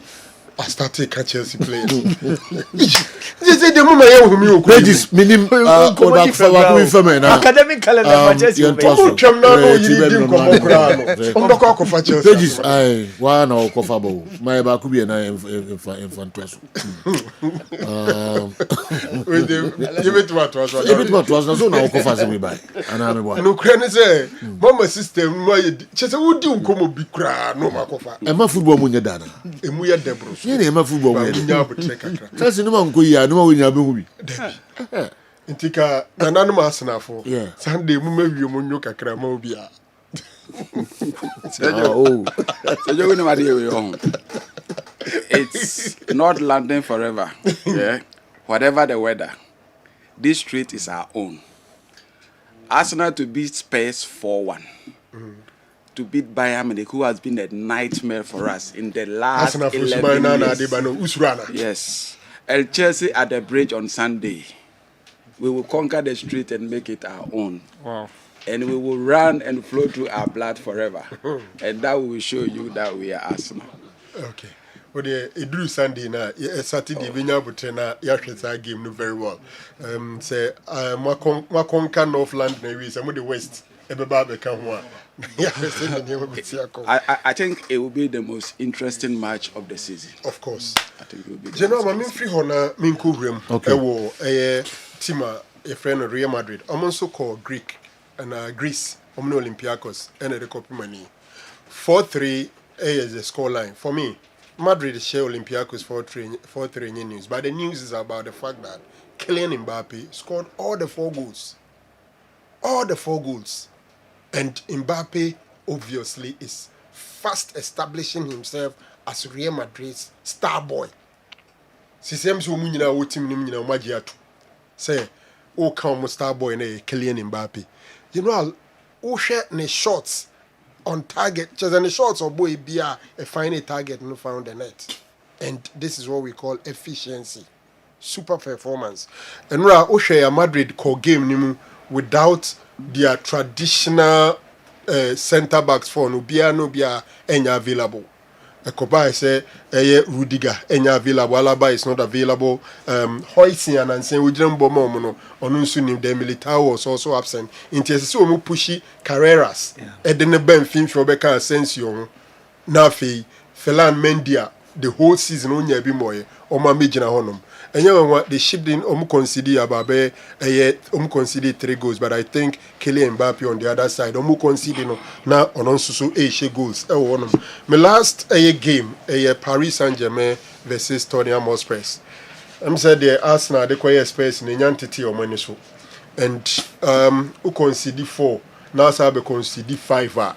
It doesn't look good for Thomas Frank and his charges. And I saw Kudus on the bench. I wasn't happy. Kudus had a very poor game in the North London derby, and then almost starting from bench. Richarlison na only the attack no scored, but who shape PSG na omo trident ne umfinfin no obi agire mo asamato. Vitinha, João Neves, and then Fabian Ruiz. If you see the 3 together in PSG lineup, can who is asamato, and then omuma midfield no chese, they were dictating the pace almost all over the place, and something intense. Vitinha no 1 goal cry na na share den the mano or share 2 we omunya penalty no mche ball no mano say omon a hat trick. Now Vitinha had a hat trick in that game. 5-3 PSG aja Tottenham Hotspur say kwan Uncle Penny baby in fact. Maybe games and about 1 or 2 stories we say be a chance of one. Okay. Entina and also I don't know. Udi zoom say one here. Say the name is Kono. Na ya GS City beat me a challenge Arsenal. Well, also nonsense no my Kono. Yes. Liverpool so no almost at that baby I feel must am grade. A baby cool chop a Arsenal now. Baby Sunday and a major determining day. Oh, I agree with because you. As it stands, the obvious competitor obetimi Arsenal pray who Chelsea. Oh, near form count. Sir. But the free last week Chelsea have account. But okay. Chelsea problems Nintino, yeah, and I'm so. Okay. Yeah, but me feels that Chelsea assistance the main because 6 points and Arsenal let down Chelsea in them. And Chelsea per se fan is serious. No try and so per so compete here. As Sunday Chelsea share Arsenal. 6 pointer. Who shall win your 3 points? What deny your competitor at 3 points? And Tombe we now got 3 points. And in the Premier League, after match day 13, Seoul did 3 points. Encore baby. City is not being consistent this season. But general, City no Newcastle win over them no. Newcastle nearby Rabewajo. Into me Newcastle show be St. James ya na me find a major issue. And no Champions League in Kunimgo mubedi tia by Leverkusen na. Pep Guardiola na nkasa. I don't know if I should call it the disrespect to football and opponent. So wakobo game we now what change your squad that drop it 10 players. Omune senior players at debi omubo. Ode players omu entire bi money kushia. Into that defeat, I take it say Pep Guardiola and yes I'm from so me fan can City form and who omuni ho. Into City can still be competitive. Any coach up cry, but Arsenal person make a statement here catch say league no more and Bejidia. Then they have to beat Chelsea on Sunday. And a Chelsea kitani destiny say obetumi ashe Arsenal. Omo mo pese league near competitive na Arsenal team are also rooting for a Chelsea victory. So that becomes 3 points. And Kopama is fast arriving.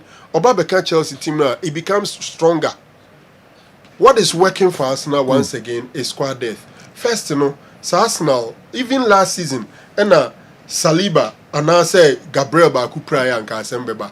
And Rampo, they were more a hinkapino, Obebo, or the same Musquerano, and Obebo. And he also played well. The Arsenal team has squad depth, and that is what is helping them. If any team for now will challenge Arsenal, Ababe Chelsea. And I still think that Man City has what it takes to chase Arsenal. Ability easy. Yes. Yeah. See, I'm for Odegaard. Asamoah Sergio, I think Odegaard, my Arsenal team, they play better. Yeah. Okay. Who say your team and I say team about free throw. Than a one touch pass and only one way struggle. Okay. And I believe that some games he will play the two together. Oh, okay. Two people started one hour then. I will play. Is it the Odegaard? And then, ahead of Ability. They check the Arsenal team when Odegaard is in. We play better football than. I see. Anyway, but as our forms is here, and JB, I'll push him on the left. Oh, okay. Sergio, I think that should be the best. That's what if both of them are around, that would be the best. You see, Odegaard is the captain of the team one. Besides that, on attack and everything, building around him. Or you're very intelligent. On Chabo no subebre. The Beliche Odegaard and Beliche make it abo nature. But Odegaard released the ball and the pass, the weight of the pass, the placement and everything is super. A lot of the players will love to play with Odegaard. Don't be say either Martinelli, Trossard or whoever is on the left side, Ombe push it a bit easy. Then Odegaard, Zubimendi, and of course Declan Rice will be there. And so, one thing that I would say, Sunday, if Arsenal can go to the bridge and beat Chelsea by 2-goal margin, that's where I can stamp my hand on my Arsenal. 2-goal margin? At least 2-goal margin, then I can stamp my hand on Arsenal. We should 2-1 crown to mean stamp your hand. The English league is the most difficult league to win. When City was winning, they got a better team than anybody else. From the last 5-8 years, check City bench. And compare with their bench today, and that's what we born. On say the agent and about battle of the wonder kids. Yeah, of course. So I think say Chelsea at the moment, if Chelsea have got a striker like Harry Kane, probably Chelsea would have win the league. Okay, because on say Chelsea back and a shaky kakra, but it doesn't concede much goals. So a champion is it Chaluba, a champion. The other is it Basi or whatever. Chelsea Empire on say Raskuku Umpra Kukuela. Omun Sheden a very good substitute for him. Left fullback. Maybe Hato. The difference between Hato and Kukuela is big. At least right fullback there, Unim said Gusto and then Rhys James are there. Centre backs, they have a number of options. But I think a major problem, say, Obibe Prana, Obibe Freeman, Kukuela position. And look, Levico a back, he can give them an option or left back. Because left centre back, he can play as left back. But he will not give you the movement unlike how Kuku would do that. In 2006, a huge fan, Eberete Eze, joined the Ghana's academy. At 13 years old, his dreams were crushed when the club released him. He was then rejected by Fulham, Reading, and Millwall, and nearly took a job at Tesco. Today, he scored a hat-trick at the North London Derby for his boyhood club. An incredible example of why you should never give up. Honorable Kojoba Ajman, member home frefra we na emeyo ho sa Arsenal or pre-come back no Arsenal enya win no and akọ yes or poor to so why you but the statement is very true. Yes, true, but member home frefra victory na Arsenal enya ono krana sembiaba Sergio Eze time no ball ready no. Yeah. No, that the Obo Bayern Munich and run. Now, no academy. I was at the uni at that time. Na me free slow na school Reading. Almost until na me no foot train. Most of the time. So one boy see say this guy they've gone through a lot. They also go through a lot. People think say be omo abrochenti no. Ata people say what do you call it? Ebi omo KFC. Now it's in their hands. Now moody no more cover. Wow. So they've also work hard to get to wherever they are. Is that Champions League night at Anfield? No, Anfield has turned Anfield. Anfield. We are setting records for all the wrong reasons. If this was happening here, and our environment may be some traditional extremists will have attributed it to a Newcastle curse. Oh, Anfield. Kwame Usudonko, a known friends, a Liverpool fan on the way, and so yeah. All right. Madam Okakraba now. Nafi ya twaso enka pese ukọ yehifa biom na ensema ayi kan Tony Cruz ene Marcelo almost squad no the current Real Madrid squad the only player who beat me room Jude Bellingham. Now I was trying to look at where would Jude Bellingham had played in that team. You are talking about Kylian Navas, of course, Marcelo on the left, Dani Carvajal on the right fullback. Question. Courtois Maybe. Because I may disagree with them, especially Courtois. Because Kylian Navas, Courtois for me is better. But on team, no msane Courtois so boy. It is a bit difficult or consider time or money Courtois a boy na. Time free. Yes, because you have Sergio Ramos Pepe as the solid central defensive pair. Then the iconic midfield no Casemiro, Tony Cruz, and Luka Modric. Now I can the BBC. Bale, Benzema, Cristiano. And to be beside, I say, me 3 players now. Me say, could they get the place? Courtois, Mbappe, and then Jude Bellingham. These are the 3 for me who are candidates. Okay, for to position. You. Okay, and I think say Mbappe and Benzema, who is a better player to you? A difficult question, but I think I'll go for Benzema in his days at Real Madrid. In Mbappe into me bench Benzema. I think say Jude Bellingham be bench will be a Tony Cruz now. Bese yakoba ne betwaso. Yakoba na fi ya ba betwaso intentem de amamo. Awa Mohammed mami o headlines kakra bi Africa no na fi yemfa eno so NC ha nom na Kwame Usudonko se da bi Kojo Badman no se o the message bi by fa Liverpool ho na Argentina no de. Liverpool will rise again. Man City had similar experience after we won 4 in a row, including the Champions League. The next season, the Champions League. The next season was a hell for us. Losing to teams we least expected. They will be fine. That's how football is. Even Arsenal are smiling today. You can win, you can't win every game. All right. Until now, the Kojo Badman also mean kind of famano. City didn't go through this. Yes. City will win 1, lose 1, win 2, and come back and lose 1. But the Liverpool were 2 with maybe the 2 City, no? PSV. 2 City. 4. Abba. I was Anfield. So see yourself a friend Anfield. Who said you who is a Crystal Palace bar no abeshe train no Forest bar no abeshe train no PSV bar no abeshe 3-3-3-4. Why? Anfield. If you na asema atuomo I been tuomo the last time atuomo was 72 years ago. What the back of compensate there? I think say now all of us were not even born. 72 years ago. Why? All right. Our Sergio. Enwa Graham Souness this Salaso. Okay. And now no points to Jimmy Carragher so they need the atwas. Yeah. Yokoba. And of course Sergio Yuan Wissa is nearing injury return. Sergio Yokoba and of course AFCON diaspora indication from CAF and all those other stuff. Sergio Yokoba.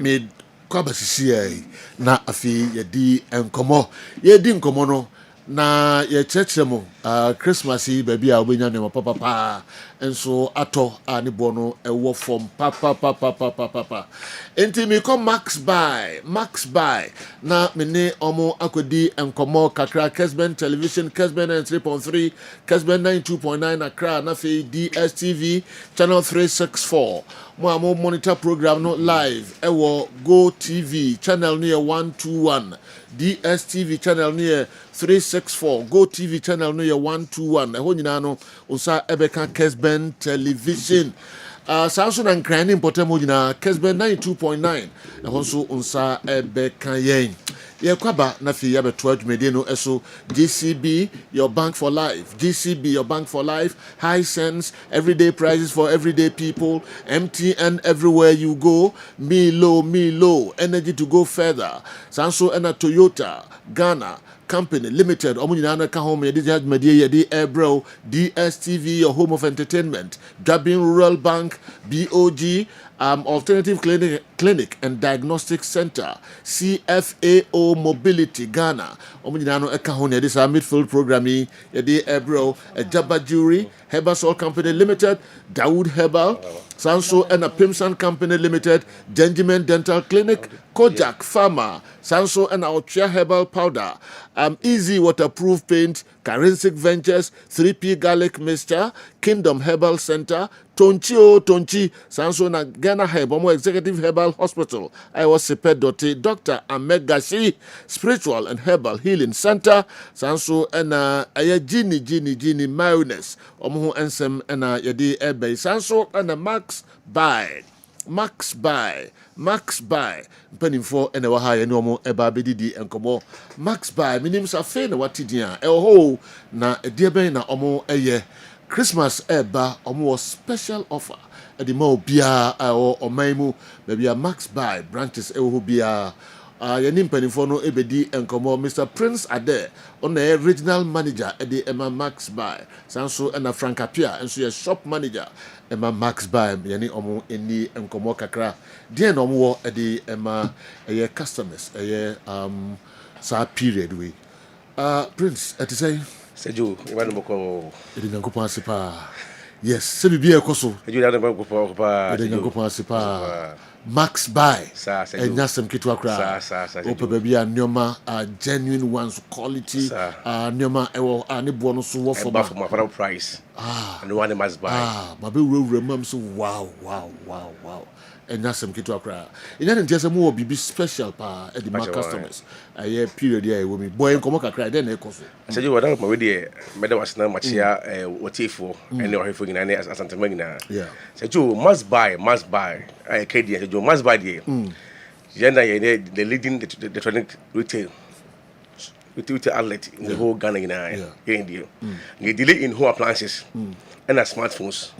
The home appliances you ebine home appliance your Sinis Chigo TCL Samsung any home appliance you pay bia say you a must buy and about smartphones your Itel Techno Infinite Samsung iPhone na it's brand yes account to you Philips and so become home Philips so you are sab wow mas ban kwara bunya sa no pagi na bi ho so do busu mi afimu e the promotion me bring na gwa kan ma 15 January e ba sa the 15 November yi e ko na we die admeru I say so far as any mind for no aso ni mu up this time day the position could be by Beboa, Ghana for, and that's anti-mine. And once I for him, must buy. And your friend say, you shop, you drive. You shop, you drive. And you say, any item be able to turn a mother be as a Jew. Over here, a coupon, you fill them out. I really keep be a raffle draw. Okay. We keep be as a Jew. Okay. A be uniforms. Okay. A be in the appliances. Last week, we told only a cable of 15 cities. And you last week, or by phone, and boy 1,005. Wow. 15 cities, no, the third year. Right, yeah, draw on your phone. Nobody. So you say, a bini, the quackra. Okay. Last 129, the quackra. Okay. Yeah, we have a friend of Monday. Your ball is the money here. We don't know budget. Okay. You know ultimate price and cry there any car. Ooh. You know I say cars is there. I see. Or check feet of cars. And to be a friend in Chimu must buy. Okay. Now a budget. So actually we go. I said Joe, you met them so end to Friday. They said Joe. Black Friday. It's not a Friday. Say you right. Yeah, they put it Saturday and what? Okay. And they are not. The papers why you're China. Okay. The Friday and then not Sunday. Say Joe. Mass bank one the whole country. Okay. Nationwide, mass buy so do when you call. Then a cost or so can't be man. Say Joe. Yes, say and if you end up in the so yeah. And then to Friday day. Say Joe.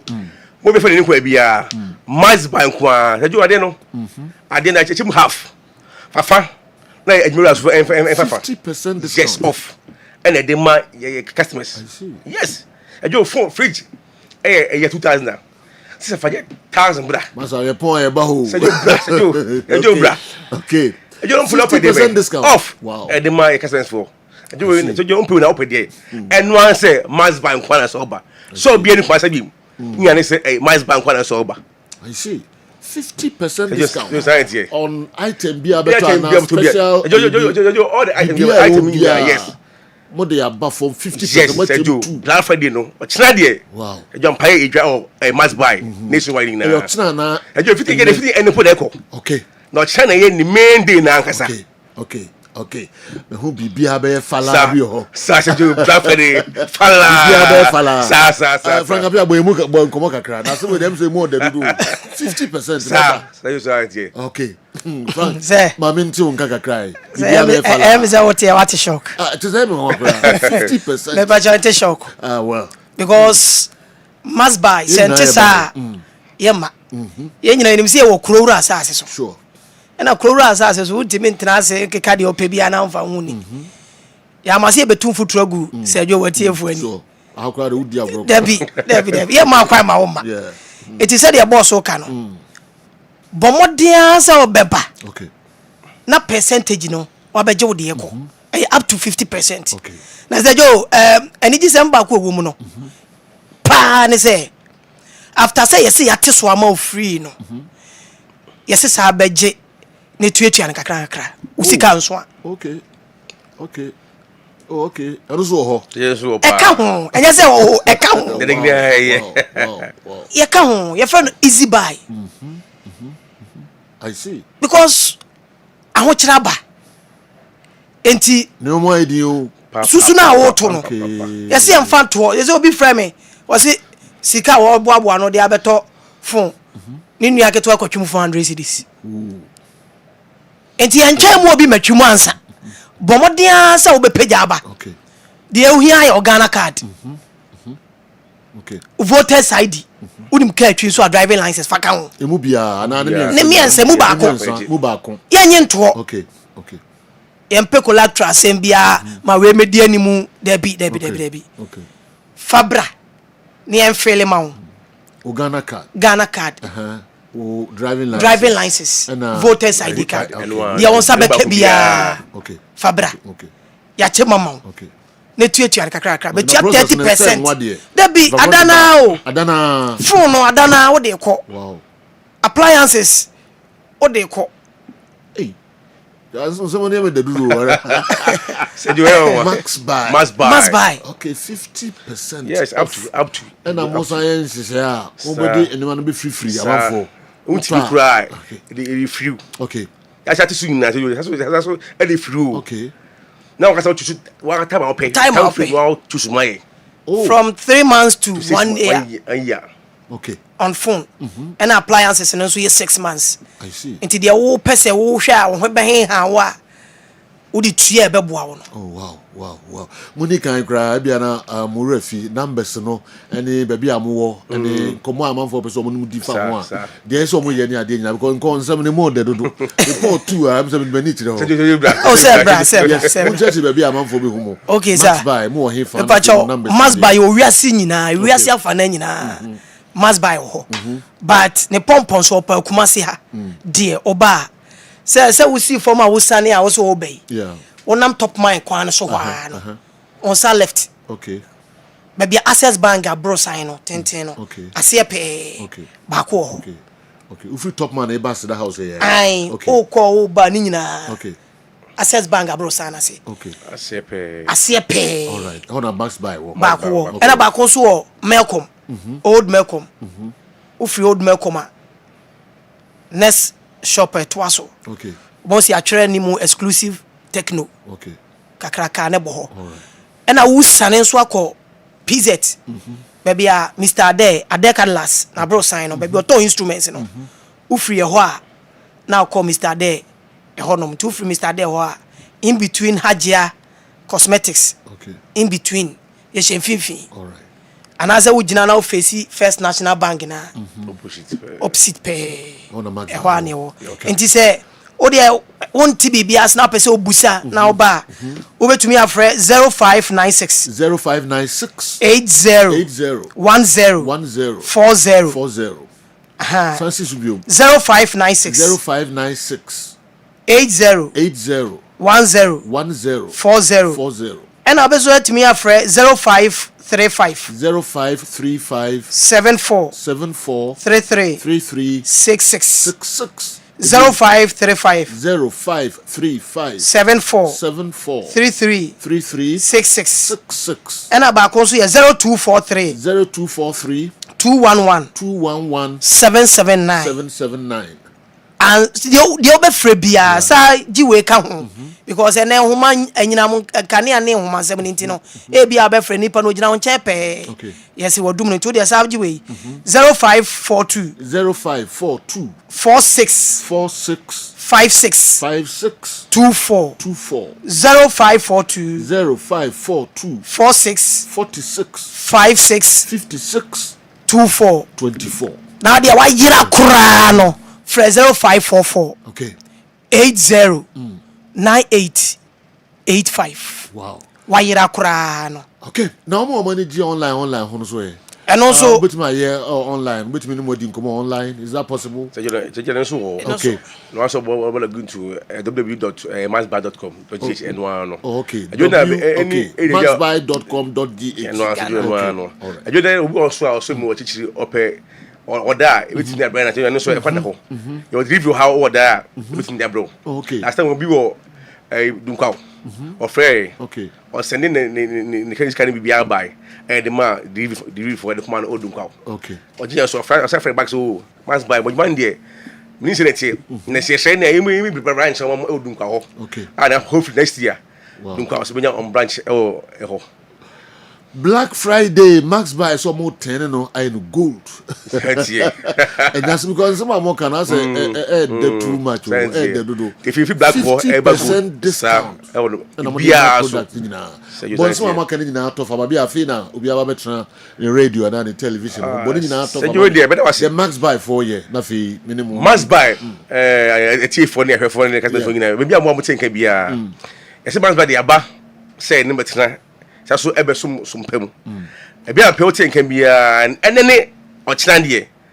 so bia ni kwase ya ene gana ha and what bia tenka bia max buy ne buram obenya smartphones and home appliances yes sister only camper kakra bi brebra ebe to ase na je atem no efa ekufie fa no easy buy you buy now you pay later until so na no china de obia fa no mass buy kumase o fe number na ye di gu apron so na bia obia be that to shop wo now so be je o phone o smartphone o appliances we put bia now but you know see no answer you be born no actually mass buy Joe mass buy is way yes here see as black no if black no good no ya tetiswa we do up to 50%. Wow. You need item be able to be you the amount free you name nko fo nyina ba straight sir na fi omo a ne sika hwan edi o za offer no kra mo de abase bra na fa wo ID ni ade bra na Instagram e ho na twa say ID no ya nyentu okay yeah ya nyentu okay because obia ID hu hia no ye hwe information wo so na dey afele form sama na asade wa dey am na dey kofi dem was for coming na ye mama for emerasi ma nema nsa ye ba ho straight na fi yesu ya beto ye dey pa 50% up to 50% the person to be a home appliance be out the OP be a yɛntumi nsa mbɔ bɔdi de wopɛ bia wode kɔ max buy na ɛnɛ ne ɔkyena special promo ɛna ɔmo ɛyɛ saa Black Friday no ɔmo sɛ ɔmo 10 no ayɛ no gold ka ho up to 50% discount na ID fakɔ ɛna dana ɔde kɔ no a nɛ ne kyena na ɔmo de da wopɛ bia nso ama na wotua no kakra menim Mr. Prince Ade, original manager Max Buy, and I feel Frank Apia on a shop manager Max Buy. The most for coming. My mom for free baby my far and the man. Yeah, Ben, we about to see. Yeah, the most for coming. You said that was a Max Buy. Can't wait. Na kope onyoma. Any omo edi enkomo. Na nyoma no so wo ho. Can't wait. Na koji odie. Can't ho. Omo so sign your special raffle bia. Auto nyoma no a. Obosan enya sika kra de afa hom ubenya nyoma hodo pi ultimate no kra no eye car no so do beto bia no ehu achede o ha ye de ebema umpe wei na ope de ben. All right, yento aso mfa mama Kessben television Kessben 3.3 Kessben 92.9 Accra. Awal Mohammed Sajo Fayako Africa kakra na fi yensan mra emehwe afisem no. Yeah, enwa Grimsunes this Mohamed Salah so say ohun say we need the appetite to play for Liverpool. Say Jay no pay say akwa kwato aso. Appetite to play for Liverpool no. O say ohun say as oni odobia say obebo ama club ne biom. And now no pay Jamie Carragher so dey dey aba beto aso. O say Mohamed Salah all his legs are gone. Ni na nyina ko. Say you think say we damn him. Yes, he's been a legend of the club per the achievement and what he has done for the club no. Say you me who say it's about time Salah leaves. Even before the contract na eba besono ebedu. I wish say after this AFCON within the winter transfer no. Say you Ekoba Al Ittihad at a point Al Hilal and some of the other Saudi Arabia clubs were coming on board. For me, I wish say he leaves. Because Neobeyama club he has won the Premier League, he has won the Champions League, he has won several trophies for them. And enya fe no betina na omodioma no esini so. Major de say ebinumu hu ne say some of our records now about breaky one of the things I moya. For me, Seju, I believed in that very well. Yes, he's out of form. The club is out of shape. Results have been so poor. Result no enye encouraging and shankran. But as a chinchina on attention do na eweden e wono so. Seju, that's the problem for me, and I think it's about time Mo Salah leaves the club because ni oba be yama club ni na wayewi. Seju, you are winner free Brentford echo Newcastle. That was prior to the start of the season. On also ka players now mutuet or mutiet no. No see on Mama Brentford. Oh yeah, he forced his way out and he had the opportunity of moving to Newcastle. But a sheer season around September during that international break when DR Congo lost to Senegal, Seju, and pride. And since that time, Yohan Wissa is yet to step on the turf. So Besia kind Ediama both club and country. Obekaya last month, Alan Shearer did to just say Yohan Wissa prioritizing the club over the country. Menoka say AFCON in less than 1 month ebeshasi.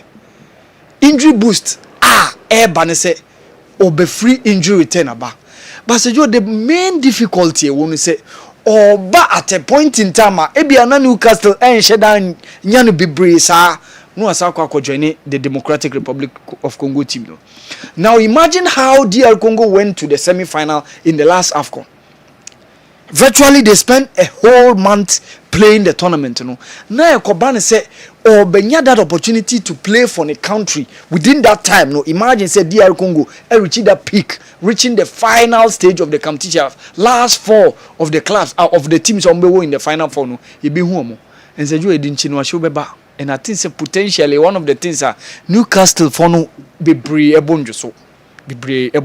Because they feel say it's likely say the tussle ebeba between the club and the country. And for the club, omo boni hoka ni prayer nyina ekoban omo no mo henisa be free injury return eba. Obekaya 2 days ago, Francesc Fabregas eka about ni player Assane Diao of Senegal. Ohunu say player no omo komo no njai Senegal Teranga Lions ni o church and say okobama omo ewa AFCON.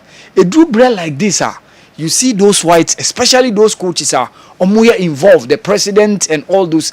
We reach a point in time, Aurelio De Laurentiis say AFCON, and some of the other whites, have been advocating about the timing of the AFCON. And say, Joe, this AFCON, Nenke will say born June this year. But Club World Cup, no, Mudia Babe share no, and Mudia Babe see CAF work on, and a CAF pushing the tournament from June, July to December, January next year. So we don't have any option here because the CAF na kwa FIFA ansa. Nti BBA omo decisions and BBA omo take part in the decisions, and I think say one of the things the whites shouldn't blame Africans as much because this tournament AFCON 2025 Nenke was supposed to be out of season between June and July. By that time now bia abon league nti some of decisions about with regards to timing of tournaments like this omo kan so you know Zimbabwe the omo squad provisional one 51 man squad for AFCON 2025 na ekobaso obekaya CAF the ababe to just from now up till somewhere 10th December obia betimi the provisional squad aba,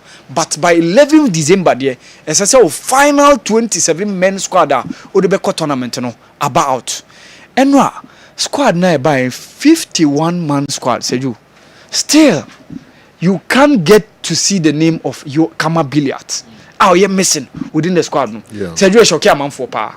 Yes, at a point in time, Kama Billiard announced the retirement with regards to the national team of Zimbabwe. But August last year, former coach Michael Nice and in a meeting and calling back the retirement of Obaye. Obaye, some couple of games he has been playing for them. Even in the recent World Cup qualifiers against South Africa, he was part of the squad. But say ye name 51 man squad no good enough now. Say bibi amount for be brave some suspicion be say there could be a problem. That's the reason why because Kama Billiard is one of the great Zimbabwean players we've seen over the decade. The performances for Kaizer Chiefs, for Sundowns on 2 Kwankwa match. He's been within the Southern African enclave, but he's a no name on the continent for both the club and country. Yes, when you need there, he's around 30 over 30s and a womb. Many say Obo Zimbabwean league but to name 51 man squad all retired yes a man for suspicious with regards to how things have unfolded the AFCON 2025 provisional squad na so some of the other say Angola modi omo squad aba CAF were in Paris and London AFCON diaspora tour na indication about say the Europeans are showing massive interest in ticket sales and purchases because over England, Belgium, France, Spain, amount for including supporters are more tickets they've taken keen interest in the tournament last AFCON Ivory Coast amount for and we have a lot of whites including top journalists who stationed in Ivory Coast. Even cry bro 1 month just to make sure some enjoy the festivity of African football. And next month, but unfortunately, Seju Yankan and only the major problem. Okay. All right, my emfa and also in Sihai. Na yen to us no Bikre Busau, who is currently the best player on the continent. In the Champions League, CAF Champions League, best player in Richmond. Okay, I feel one game. Okay. So far, one let me tell you. Okay, we be Pyramid FC. I made a team. Watch a trick. Okay. What training presence? But say you one game. They say on to me use NCBA. See a boss season koso. Now from group. You run knockout, quarter final, semi final, final. That is where we so more day. But say recently, you call awards, self-esteem Kalala, and a dear award man. All right. So say Meka say he is my best player so far because he is the one who has been awarded. All right. A gun is a gun, not a bomb. So a gun cannot destroy the bridge. It means Arsenal can never ever beat Chelsea. From Pond, Sesame, Accra. Ona Odiwe and so reply to Obi no. Me say reply to Obi no. We also Benzema's early days at Madrid. If you had this Mbappe early days performance till when he left, Madrid fans would have worshipped him. Don't let this late career performance blind you all from his shambolic performance he gave throughout Ronaldo days. Mbappe will have benched Benzema any day with ease. Wow, asma Dr. Franco Naro kan won any adwen. Mbappe ma goals in in terms of volume.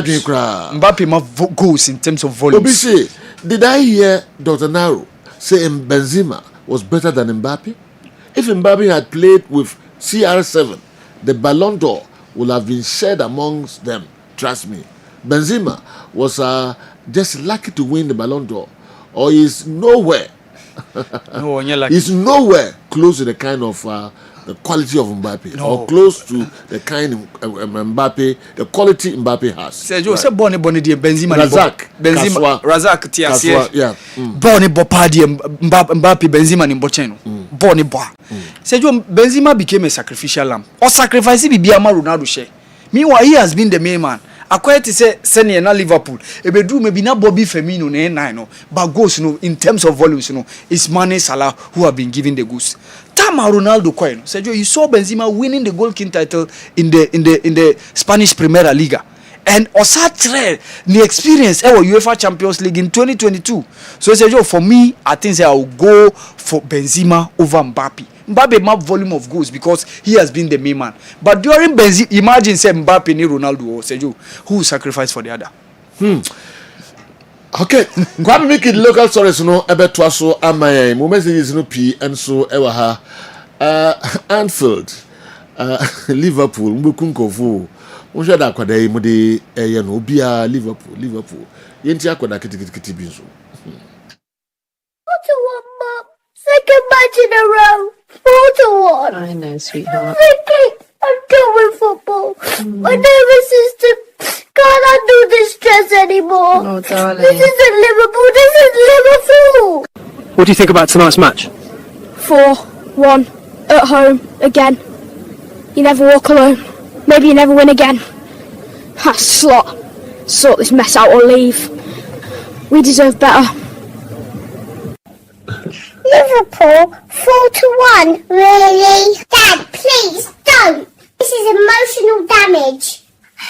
I still love you, Liverpool. But why 4-1? Look at all this. So nice. But the team keeps losing. Again. This is ridiculous. Beautiful merch. Shame the team can't even earn it. Bloody useless. Oh, Liverpool. Nkwadakra. Moham kwada. Tactical Orlando. Wherever you are, good morning.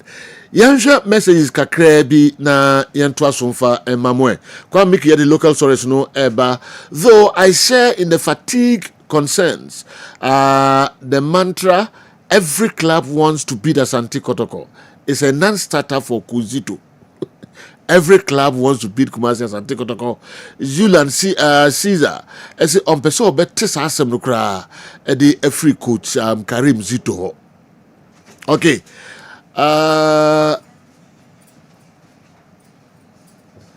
Every club wants to beat Kumasi Asante Kotoko mantra is a non-starter for Kuzito, who is a former Kumasi Asante Kotoko player and is coaching the club for the second time running. I think it's either reverse psychology, which isn't working, though, or meant to shift responsibility from himself and the entire club, which I believe will pile up much pressure later if not handled as soon as possible. Julian Caesar, Daudi Abba, and so, no. But I'm free Julian Caesar, so, hey, Friends Aqua Friends, that is a retired teacher. Aqua Friends, that is a Liverpool is now called Loserpool, not only Anfield. All right, Aqua. Me too won't catch it. I hope so. Bibia come up. Me call the next one or the free here. Nana Kwame Amu Sledge. I say I can see Honorable Kojo Bajiman is confused. He doesn't know which team to support. Is he now a Liverpool fan? Honorable Kojo Bajiman Abre. Okay, Sledge and Adiwi and so Abre Yang. Joe, please ask Dr. Franco Naro why Manchester United manager is still around.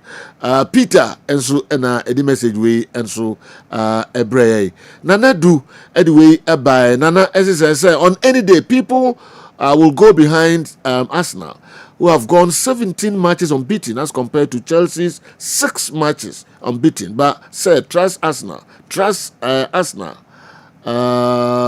Trust me, Arsenal will meet their meter on the bridge. We free Nanadu or science tutor, Trinidad Kudia Senior High School. Then also the Abre no. Mamimko next one. Ma yenshe we and so come at the local source no Abre. I suggest you send someone. One of your panel members, okay, to lawyer Kwame Boafo's residence to interview him, to give answers to what is going on with Liverpool. He was one of the most critics of Guardiola and his successes, and always claims his successes are as a result of big spending. And Slot has spent £500,000 in one transfer window, £500 million in one transfer window, and it's turning out to be Liverpool's worst start to a season in the last 20 years. Anfield is now a 3-point field. Liverpool accent is something, and now that they are angry, you can't even understand a word. They and Scottish accent. At Ahado.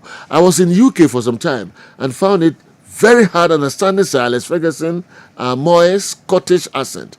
Mbappe is far better than Benzema in his prime. Mbappe has been performing incredibly from age 17 when he was featured for Monaco. Kofi Edway Ifri, a broadcast in Accra. And Abekan Yensa and Anopei Razak Amasaman anyway by 5-year-old boy, and you are tired of football. How about we, the 30-year-old, supporting Manchester United?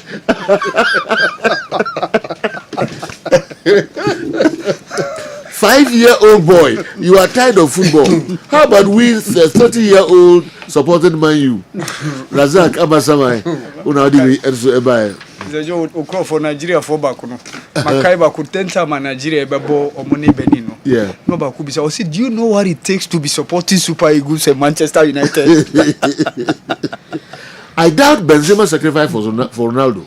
There are matches Benzema wasted City. He was very wasteful. That was why it looked like that he was sacrificing for Ronaldo. He only got better with age. Mbappe has been profiled since his teenage days. Please, don't compare. Don't compare. Nipe di messages are banging now. Omunyamokro ometimuti. Simakoka marako Benzema compare Mbappe debi. Osuma munya sa mistake in the crowd. So do a quick one. I want your pundits to make their top 11 flops in the Premier League.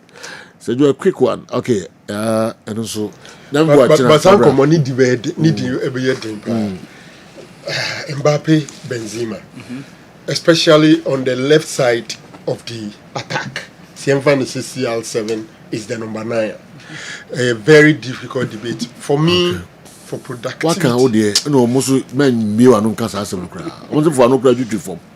So, because Benzema, we choose or no ahead of Mbappe. Obviously, men just are mistaken. Mbappe and Benzema on the table today, but I want education on this. Johan Cruyff and Messi, who had a better legacy in Barcelona. Okay, Grandmaster Murphy, Ajura, and anyway, Abre. Kwame Mickey. Yes, General. Bibia fine there. No, pardon, Bibia fine. Then I say no, politin bag no the coffee. When you mistake, yeah. Oh, okay. Me say o politin bag no the coffee. With your mother, so fancy me. So yes, I'm about any mother. I know a man. Me say politin bag no the coffee. That's all the mother. It is never sound no more than it is. Do that good job. Politin bag. We about Kumuhia. Oh, saying you know Kumuhia. Inana. Hey, Jeba. They know different crime. I don't know. And that's what no call eh. Oh my God! You were surprised, maybe you were I didn't know how to see politics back. Udi coffee. Simple udi coffee. My friend mother that man do come mother why one. Bibia home there. So was the pomponini opebiaka. Pomponini at the highest level. Aka unimudia papa. What the waka? What ya chebini media and jobo unimudia there. And look at who were involved video. Mbappe is far ahead of Benzema. Don't even compare. Okay, we free. Nana Mankwa, don't go fame. Nana mo mo kasa ni nyina no. Obia no nya. Obia se menja sa. Nyabutreka krim. Mo kasa ni nyina no. Tony Cruz no mu ni gina park no so boy. Marcelo onu mu ni gina park no so boy. Omusi Jude pe eni bi wrem. Asechire ne se omayi Mbappe film. And I'm saying that as footballers, I think Mbappe is a better one. But what they did on the evidence of Real Madrid setup, I don't think Mbappe, Edward Benzema, in that setup, that BBC setup. All right. They should know the context of the comparison. Not from Omuyub Day, Bani Dobia, and any profile throughout. But on the evidence of what Benzema did at Real Madrid. Benzema, France national team, we baby a woman, but Mbappe, it was all over. He's prominent. So for the first time, I disagree with Franco Naro and Awa Mohammed. Mbappe is far better than Benzema. Even in Russia 2018, Karim Benzema was there, but Mbappe was the main man. Kingsley, Asante Mwako, Mankransu Senior High School. Correction, Karim Benzema wasn't there. He wasn't there. Na issue no, only Valbuena na issue na, but he wasn't there. Okay. A Euro 2020, that was after so much settled. And Obai na Benzema, even or relinquish it 10 years in Mbappe na onu Nanti. He wasn't there. Okay. Mbappe has to win the world best next year. With Idrisu Aduatu Adumanu, Mbappe scored hat-tricks. A hat-trick in 7 minutes. What a striker. All right. And then the more now support to Base. Still in what contest? In what contest in now? We are talking about in the context of yes, General. Yeah, could ya Ghana? Yeah, could walk up and I walk up and said yet. The presidency and as a Ghana government afa World Cup no enye easy kura women ya bre World Cup ni ye papa apart from some person Black Stars eko excel na yetimi eya de World Cup no mpese sanso enton Ghana wo pese World Cup ye bekoi yenkunye dimbone enfan free World Cup no ase emba nuntim na the government of Ghana women ya bre eyesa World Cup ye nam so ema sabre ministerial oversight committee abomatia se omo eba behwe se dwumedie nom ebetimi akonkan members no edoso ye papa honorable Kofi Idiadams or a member of the committee, honorable Samuel Okujeto Ablakwa or a member of the committee, honorable George Opari Ado a member of the committee, Sanso and honorable Ampem Dakon Nyakwa also a member of the committee, Ket E.S. Okreku a member, Elizabeth Iyanka a member, Abedi Ayupele a member, Mrs. Asamoah a member, Omuchema Ombeko a private a companies no manya nipa bakwa ono so babe paka committee no na koye 11-man committee a mo eba be ye djuma e de aboa ama World Cup ye bekoi yetimi akwa ade we eye dwumedie koso the presidency abra bomo enso inaugurate some 11-member committee no honorable Kofi Idiadams or the sports minister when in sem tuja okasai e the fa committee no was World Cup ye bekoi as abasibodi ni nyina no or they call the presidency ni titu the chief of staff any deputy womo eboa ye papa kan bi na Ghana ya qualify eco World Cup. Who less a person, but one of our very great assets that this country has had, understood and misunderstood, liked, loved, and hate, but he will deliver for you excellently. Stan Dogbe is also on the committee. We have one other person from the private sector. Indeed, let me just say, since I will not get the opportunity to be saying anything again, the journey we travel through the qualifiers, I must say a very big thank you to the Chief of Staff and his Deputy Stan Dogbe. They played a human role in making sure that we coordinated logistically to get to the point that we have gotten to. If I stand here happy, at the time I was tasked to take up that responsibility, I didn't know what would happen. But today, we are all happy that we've reached where we have reached. It took a lot of toil, it took a lot of work, it took a lot of flag, it took a lot of negotiation, it took a lot of running around to mobilize, and we are here. So I say thank you to you. And of course, Maestro, for the support, the behind-the-scene conversation and engagement and the push. Let me say thank you. And to the FA for the coordination and the activities, the love that we show, the understanding that we showed each other. I know the World Cup will be an interesting place. We will go there and make Ghana and Africa proud, so that when we make a stake to host in future, we will be considered because we played that good role. Let's Honorable Kofi Idi Adams, the sports minister, Nisema Wade Etuja, Jumedi no Aseno, Sanso, and Mr. Julius Debra, when a chief of staff, when I saw in some outdoor edituja, with the Kan Kasai Edifa committee, no, was so GD and was our committee, so a more bid deliver. Way and some more, Mr. Julius Debra, Wade Etuja. Mistake, honor and pleasure for me to be called upon to inaugurate this committee, because I'm very optimistic that this committee will deliver. It's become very necessary for us to originate this from the presidency, just to give you an idea of how important the presidency is this project. We qualified 2010, 2014, and went into the World Cup with understanding and hoping to bring the trophy back to Ghana. For several reasons, we couldn't. But there's always the appropriate time, which I believe is now. And the reason why it's now is that we need to take a holistic approach towards the entire project. And so unlike in previous times where all our focus is on just going in to play soccer and come back with a trophy. Ade, I was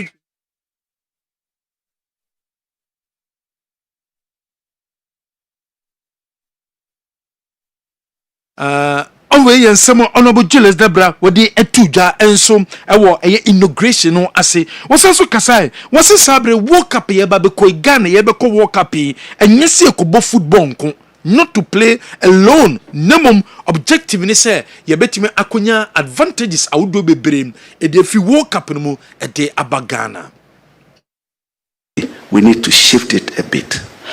More or less, the part of the objective of this ministerial committee is to plan as to the advantages Ghana as a country can take for the fact that we have an opportunity to display to the whole world that Ghana we've arrived. Because it's not just the playing of the football, but the entire globe is going to focus on what is happening from June next year. For example, we expect you to, as part of your workings, we expect you to lend the technical support to the team and the management team as to how best they can deliver and deliver their maximum best. We also expect you, as part of your activities, to consider modern strategic way of raising funds, because all this will involve some funds. And if you tell anybody that, look, Ghana is going to be on the world stage, performing for I don't even have an idea how many TV stations will be airing the World Cup. And so imagine in your mind's eye the fact that the Ghanaian jersey, the Black Star, how many times the name of the country will be mentioned throughout the tournament. And so we want you to be able to convince corporate organizations that this is a blank check if they get associated with Ghana's representation at the World Cup. For their brands to be known worldwide, we need to. When someone Honorable Julius Debra wade etuja wose sabro gidi se committee no womo ebeye juma amana boa womo embomode enko corporate Ghana ho companies awodo World Cup no a big opportunity womo enko no mo ne companies ni nkodi nkomo se World Cup Ghana ebekoi womo form ho emetwitwi World Cup no mo wonu twitwi World Cup no ma emfaso a obenya edi afiri de eyo chobo we eyensem odi tuja wose sabre travel arrangement so eso womo nsa se womo mbeko World Cup ni bibia say supporters ebeko World Cup Black Stars ebeko arrangement for visa wonsembia no ni nyina ahom sa na asem den say over the weekend no woni US High Commission for ekoye meeting kakra na ho na High Commission and the tuja say obeboa eye papa ma Ghana for a womo ebeba so me apply for visa no dodo na nsaka amometimi akọ America no ebi. We also, which is very important, you are also being taxed to help coordinate the travel arrangements. And usually we run into troubles with visas, and there are people who want to take advantage and give the country bad names and all that. We think your committee needs to have that oversight responsibility in making sure that Ghana's name is not brought into disrepute, even though we want as many funds as possible to be able to travel. And of course, visa facilitation is also very important. Just last Saturday, I was privileged to attend a program with the Chargé d'Affaires of the American Embassy at the Ghana American Chamber of Commerce. And then he said they are going to ensure that as many Ghanaians as possible are able to attend to lend support to our national team. And I thought it was a good statement that we need to follow up, and we expect your committee to make time and follow up with the appropriate officials at the American Embassy to make sure that Ghanaians are given the opportunity to go and cheer up their team. It's also an opportunity for us to sell some of our investment potentials to the world. So, not necessarily only looking at football. What are some of the things that we can associate with that? Honorable Julius Debra wadi tu and the crackano what is awesome sabre World Cup near corner and yet just about 90 minutes ago say yokobo 90 minutes nearby Debbie including Yama who do be name committee ni jumedi de show sano I was say nkuntebuo etimi ededi papa because president of Ghana o GDS sabre Ghana sikasem de o si etimi ebo ho ban. Honorable Julius Debra. Visa, honor and pleasure for me to be called upon to inaugurate this committee, because I'm very optimistic that this committee will deliver. We need to remind ourselves that the World Cup is not just about what happens over 90 minutes. It is about what we do with the 4 years leading up to it and 4 years that follow. The road to 2030 begins now. This oversight committee must lead with accountability, speed, and national consciousness. The time for scattered efforts is over. That's why we say we are resetting our country. We cannot afford to enter 2026 with the mindset of 2014 and 2010. Let us correct what must be corrected and amplify what can be built.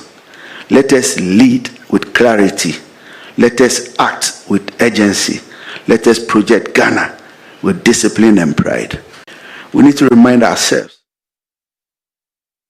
We in some audio course abra committee no yetimi apom say de wo mo eba be ye juma aboama Ghana World Cup ye ba bekoi bibia etima konkan enso ede amaye yento so about that stories the management and technical team of the Ghana under 23 national team the Black Meteors womo ekoye meeting eko discuss under 23 African Cup of Nations qualifies eba bekoso no chairman of the committee Eugene Noble and womo share discussions ni na shenensum say coach Desmond Ofe oni Ghana ha and into omani di nkomo awo zoom sum preparation any kwambetima faso under 23 no ya breye papa tournament awodo ni nyina no yentimi qualify enkobi till this time around no I was a tournament bia no wo mutimi ehwe na Ghana under 23 team no enso etimi qualify ekuteki part yento aso e other stories Ghana Premier League weekending games awodo ebebaso say NCT Saturday 4 p.m. has any vision and a bubble. Our University of Ghana Sports Stadium has a call back to University of Ghana Sports Stadium. One must say Accra Sports Stadium. Now one second choice. One more first choice. UG Stadium. And nunti one call back. Kwa kusi akan Nana Kofi Amwa and the best center referee. Asante Korokone Medium Sporting Club. Baba Yara Sports Stadium. Alex Amwabe. Ebe center referee, Swedro All Blacks and the Young Apostles, Reginald Collins Amwan, Ebe center referee, Bazakewoli Stars, and the Nations FC and the Bobo, Hasim Yakubu and the best center referee, Gold Stars and the Diana, a dance pack, Daniel Lai. Ebe center referee, Bechem United and the Hoho United, Nana Fosuji Abuo Park, Julian Nunu and the AD sa game no Brekum Chelsea and the Summer Test 1996 Golden City Park match ebekosui Akurugu Adongo and the best center referee Akurugu Adongo center referee other games no Heart of Lions and the Karela and the Elbow Lord Netted Ebe center referee for sa game no na fe 11 Wonders and the Dreams FC against Ebekoso and so UG Sports Stadium William Agovi sa game na Ebekoso on Monday and a game no Ebekoso league table say NCTM after nra Kumasi Asante Koroko and the Bazakewoli Stars against etimi abasono league table no say NC akwakoye league say about 11 round of games obia elusu game obia elusu game nra kotoko lusu game no abema se de obia elusu game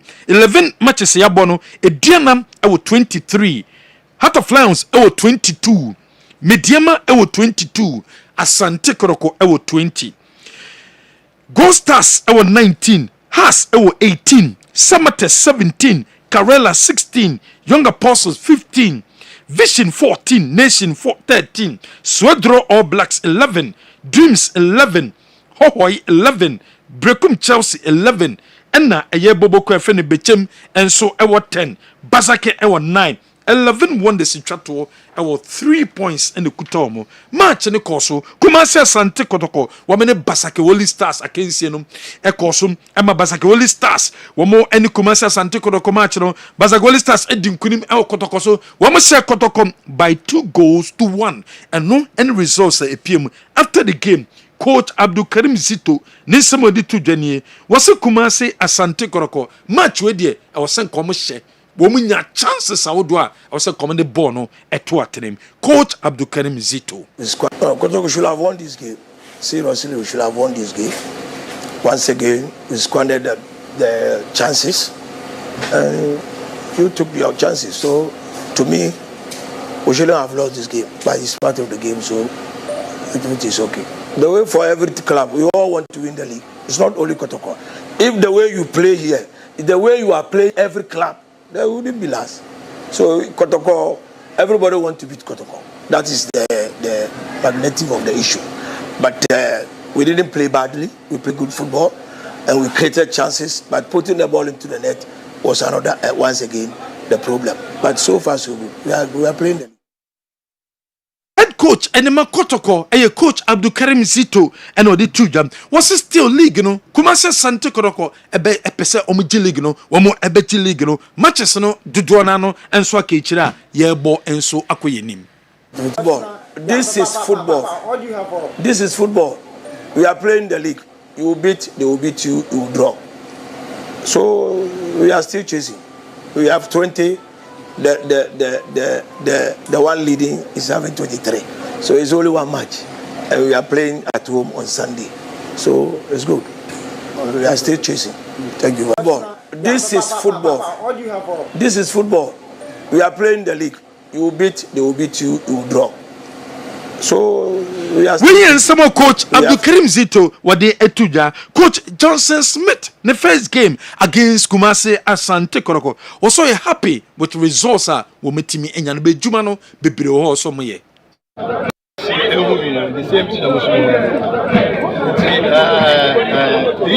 just the beginning. So I don't have to talk much because this is my first match. So I don't want to blab too much because my journey starts from one. So today's match, I'm happy that it won. So we will continue. For me, everybody knows that I don't play our balls.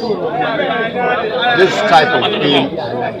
Then the boys too, for the 2 weeks I've taken them, they are doing whatever I told them to do.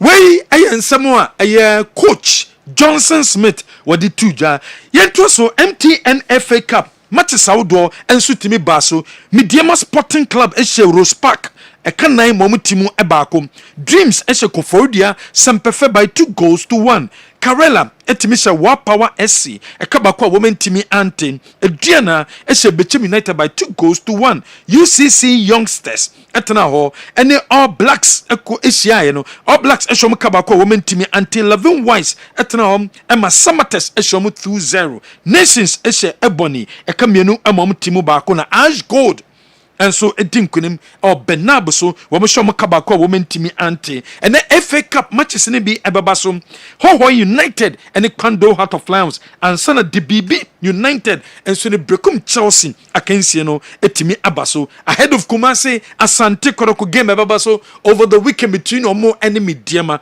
Coach Ibrahim Tanko wakasam wase match omo enu ade omo deserve win no na obobo match against Kotoko say na utimi dinkunim by 4 goals a motivate wall ama ne Kotoko kensi no etimi ebaso Coach Ibrahim Tanko.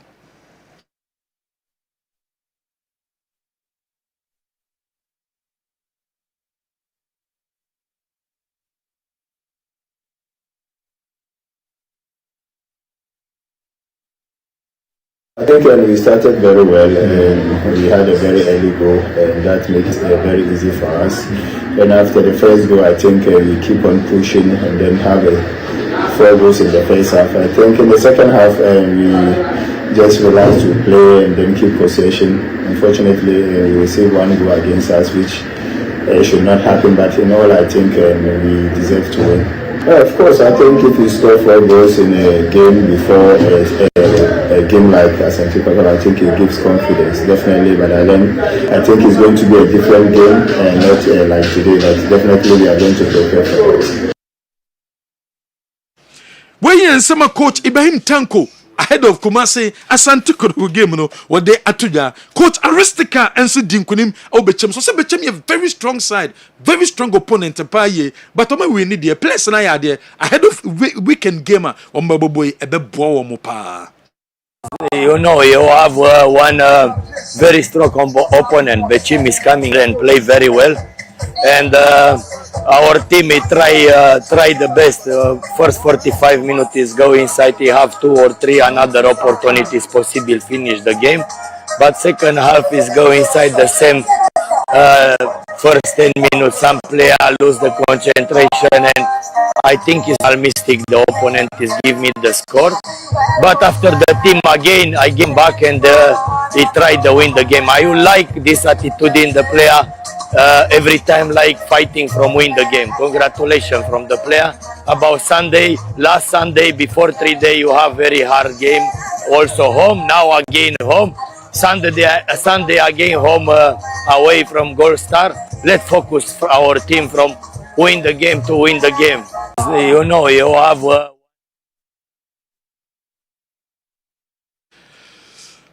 MTN everywhere you go, baby, abeko bia no betime isu MTN ho over 1,000 winners and I enjoy our MTN so beka 1,000 winners ne ho e che say wo be download my Momo app no download my Momo app ni be fato phone so wo download bi e de to phone so am wo betimi transactions a wo do e bit say wo betimi asend sika bank to wallet transaction a bit say money transfer savings loans investment pensions POS transactions Momo transactions our sa platform and so we send sika e use Momo and as my Momo app na achede bebre e wo ho e the amount daily sika weekly sika and monthly so sika we use iPhone na ko app store na download my Momo app ni bi we use Android phone na ko Play Store na wa download bi e be boa we ye papa high sense sabre we ya santete enyoma ne so high sense de e ba promotional obi ntimi yi ya santete enyoma ne so biom from 27th to 29th of November just 3 days ahead of Christmas no and sana Christmas no ye the big promotion aba ye ma 3 days keke pepe ye nyama no quality durable esanso ye affordable and ye efficient nyama no energy o so a entwi enyinam kanea enunti ene ese bra na be pebi promotion ne koso wey enye television wey enye condition wey enye microwave wey enye bibia ni nyama ne nyina ene ye promotion ewo ho enunti ntantam for ni che high sense wo mo showroom bia na kopa nyama ne bitom from 27th to 29th and a Jumedie no ekoso enye se yatete nyama ne so ntino otan enjoy 5 years warranty no Obesan so I enjoy 5 years warranty no ebi enunti any branch of high sense biano bora hom na kope nyama papa ne bi enso eto Toyota Ghana Limited at the spare parts promo no at the aba na spare parts promo no HSA from 28th to 29th of November and then 4th to 6th of December yatiti ya spare parts ne so e dia bafom emfa won seka no wanto e wo Toyota fo asoye de yen seka no e Toyota car so wanto wo Toyota Limited kra wo betimi akoto spare parts ne bi e wo Toyota fo ho wo car ne engine no abreki wo hie sika so de beto Toyota wo car ne engine bi wo car na uchine Toyota Corolla na anase Toyota Yaris anase Toyota Tundra anase e Land Cruiser anase e Prado e mane nyo problem anase ye Hino trucks ni bi anase Lexus bomodin na fumini echire Toyota Limited Ghana Limited na kope spare parts ni bi ebiti se wo car engine gearbox or suspension electrical so na problem wom where conditions no enye adwuma ya na contentum ko Toyota Ghana Limited Kumasi na kope spare parts ni bi ya tisu se hu 50% discount any dem out. For instance, engine na okwa kotono wo de your boy engine bo say 20,000 Ghana cedis. Uko Toyota Ghana Limited ya de be 50% discount dey amount 10,000. And inti sabre take opportunity na enso kopel spare parts ne bi. Your number is 03220 26375 03220 26375 Toyota Ghana de obaya soya nyama papa nkwa na onsam ebetimi aka Hebaso Company Limited e de Hebaso criminal e de aba edwaso e 100% herbal 100% herbal enunti uyisu a wunya any side effect bia e bema wedru bema untimi mbo adwuma ye bema onu obehyiemu a na nyama aba besenko bema opese onu obehyiemu na nigye eba paade a e Hebaso cream apply kitwe bi e wo penis ne ho after 30 minutes make sure say wa wash it o wash so wash nie na fe bredu semoni oba no e ba be hyem na ne oba ne hyem abra wo yiso Hebaso cream ne bia e ho na behu enigye no your number e 0244 750 510 0244 750 510 o for number we so a ye bejo so na ya boa wo Legacy Night Jumedie no eba bekoso abrantie na amachi dede wedi 50 years e wonwum tuo mu enwum tuo yi eba o hyase se oto nwum no 50 years eni afi enuntie celebrate abrante amachi dede yentwen ema nyankopon to ne nsa emfra amachi dede ansa ne celebrate no ye celebrate ne sabre abram wadi 50 years e wonwum to mu enunti 28 of December Micklin Hotel ohone bia ya yenyina ye ko na yakwako hyiemu na ya celebrate nana abrante amachi dede abra wadi 50 years e wo music mu enunti sene so na fo ni che yaso ye hom na yemboa na afei wonso so etimi ebe enjoy bi bronyei uni bebia akọ bebia wọkọ eye se abrante amachi dede 28 ewo Micklin Hotel no na otimi ebebi shaase tu susum shaase pe sika to na unya sika na ede to na chese ebre ni du a na chese onko ha ho se obi na emfa mbra usi mu pam na woba na okọ eye abrante amachi dede eye program ni bi Micklin Hotel na bekoso your number is 0554 458 769 0544 458 769 offer number we so ye bejo so CFAO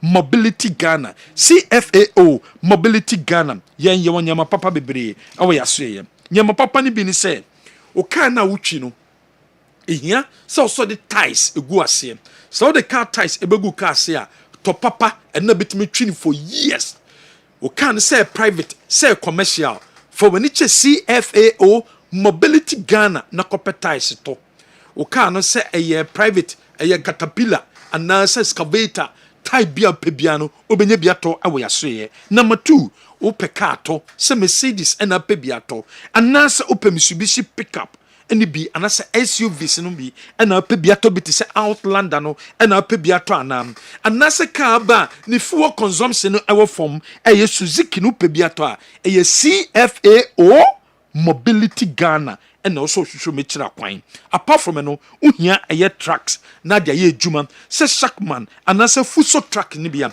ye be ma obiato ope bus abetim dia ko long distance e de fani park ko long distance fi Ghana ko Burkina Faso fi Ghana ko Nigeria sa buses ni bi and apa hodin wom e san so ma comforter e CFAO Mobility Ghana ope eye forklift na wonso so warehouse wetimi ayusu o a CFAO Mobility Ghana yawa dum Hapa Road ya Ben KMA your number is 0501 353 717 offer number we so ya bejo so Milo the energy to go further Milo nko ahodin kwa na wom energy nko na wom Milo mu enunti chene so ye de Milo djumedie no baso den Milo championship no abekoso Pajo Stadium on the 6th of December chene so on the 6th of December chene so many years and ye titin koda wodo 20 million Ghanaians in kona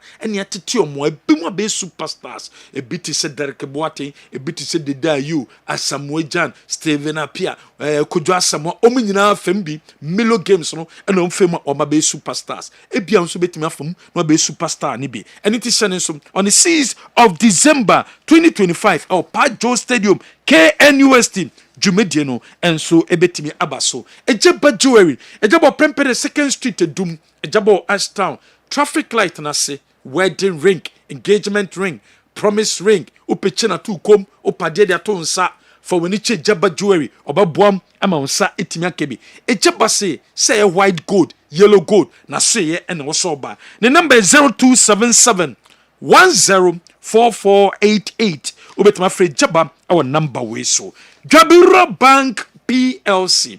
Jabiro Bank se obama so ya savings account, current accounts, microfinance account, anasa susu shares, dachinti investment account, group loan, fixed deposit. Obaya so ya yebeboa. Se dia simple loan no e dia ba. A simple loan no ebeboa. Wo ye businessman wo di nyame fiama no ne ba. And naso ye clothing and textiles, and naso we importing yema, and naso ye wholesaling or retailing. Baby, I also do any chere. Ye Jabira Bank PLC. You say ope or batampa loan scheme and so a bio. Yama memo, more shops I would do. Mupe loan at the year Juma. Mumbre I say na yamboamo. Your number is 0271409340. 024027 offer number way swam yebejo so Fanco Enterprise eto plumbing materials we obi a wusi wudan na me atonsem wusi wudan wedum pempeso obehia plumbing materials a bit is pipes a bit is washing basin a bit is water closet a bit is bath and na be dem jacuzzi for when ichirem eye Fanco Enterprise dinti okọ Fanco Enterprise be boane say sabre big promotion koso ya tete enyama ne so ye de nyama na ba fom enu to take opportunity na toto nyama ne sabre wo dan na fake kwa na wo flow level a fake kwa na wo tu edum pempenso bi unya unhia plumbing materials ko pe bi to na fato ebere bedu so kwa akoto no ni asan tutum enum ene betimi aboa wo dan no wesi wedum pempenso unya eye doors China doors anase unya take for doors ni bi ye wo bi e wo Fanco Enterprise aso ye brofi yedu woni bie ya ye wo Santasi Road anase no ni che duma oyere pa FM building no na chiri ope obehu yan enso e wo ho ye Bentoni Sack Electronics your number is 0551 011767 0551 011767 we a building contractor we a individual and nasa we a plumber baby also come a Fanco Enterprise Kingdom Herbal Center at the Kingdom Garlic Bitters no at the Abedjaso wonum Kingdom Garlic Bitters na mfaso obetimi enye nie mfaso ni bin say ebebo boost immune system no ebebo ma stress akofom ebebo ma arthritis no ayeye ambabo ama onipadua na yetitriti no obi so mukura wonte esotwa e de ama hypertension na wo kope Kingdom Garlic Bitters anasa capsules ni bi nanom ya the Kingdom Ginseng Power enso abedwaso usisi na ya Kingdom Ginseng Power and a tremendous capsules enso ewo dwaso kope bi tonanom ebeboa wo ye papa ema problems awodo ne titu obabesia pampan na free hoba na enkoye o menses no problem wom your number is 0597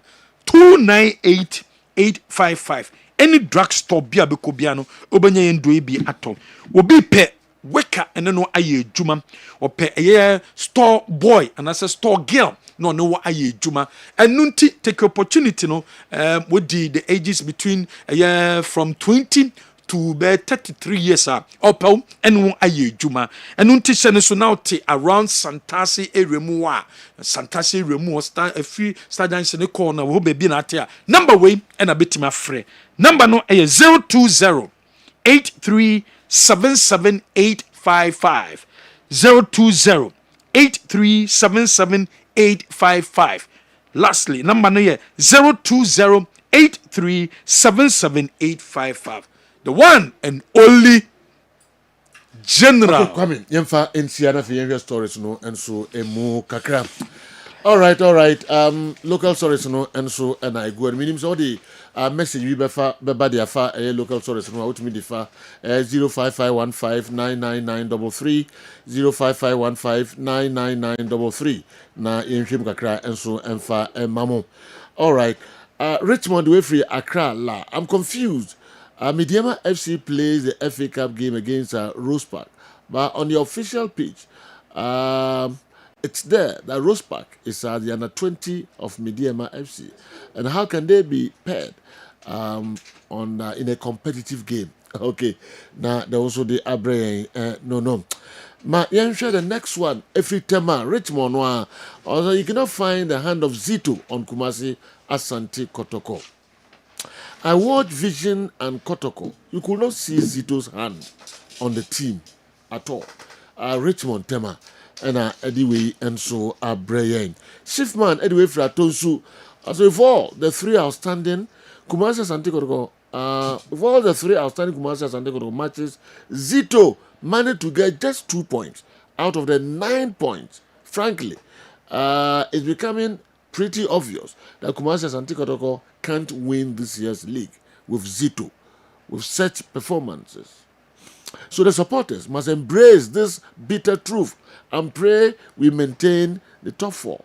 The Zito lamentations are becoming just too much. It's not too early to give up, but it's what it is. Joe, emu ya. All right. We also every shift man atonsu eho. Dr. Franco Naro. General. I'm on for a poor lamentation. Yeah, my main shot in free baby. I would be first of all, Baseke Holy Stars, my memo Mabaso for a victory against Asante Kotoko. And they have been the first team to defeat Asante Kotoko in this season. And I think there is a very good performance coming from them. And Kotoko performance, General, yes, I agree with those who are saying that and it looks like it's going to be difficult. How almost share outstanding match in the Maumo. But at the end of the day, they agreed to play until they should get the best out of it. Yes, they have issues with injuries, any fatigue. But I still think that it's a Upe League, not 5 matches, or winning only one, a home game against Young Apostles. Then it means that you are not ready to win the league. Kodokoni vision, ebo 1-1, a goalless, vision.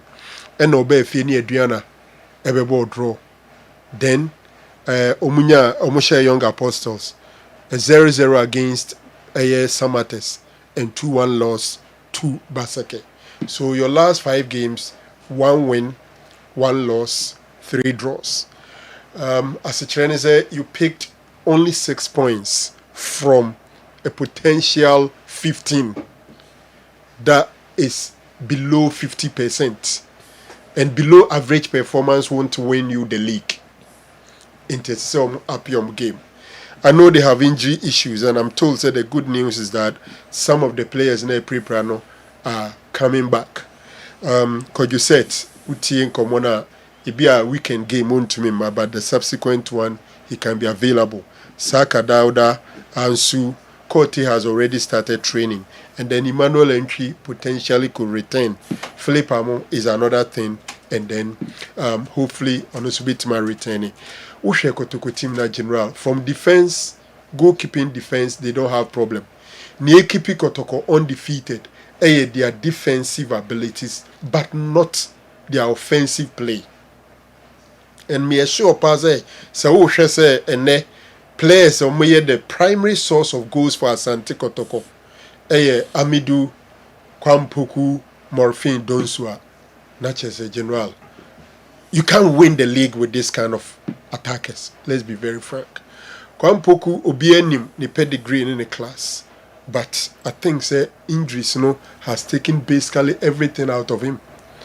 General in football, Upra coming back, and easy. Into say Upra, that's one playing with him, one sacrifice and coming back obebre. Obi Oshenra game no, Bumse Kwampuku. Even though yes, he is back on the pitch, he's not back to the Kwampuku Kotokofu Nimno. I think he didn't manage his injury recovery well. After the ACL surgery, treatment, and after that, on Shadanyeb, any on top, then the ankle injury is also by. But after the ankle injury, no, General, Nano Babayara, Ubia Hukwampuku, so slow, decision making a problem, and the sharpness any baby and what chances upon chances. And Wasabuguye.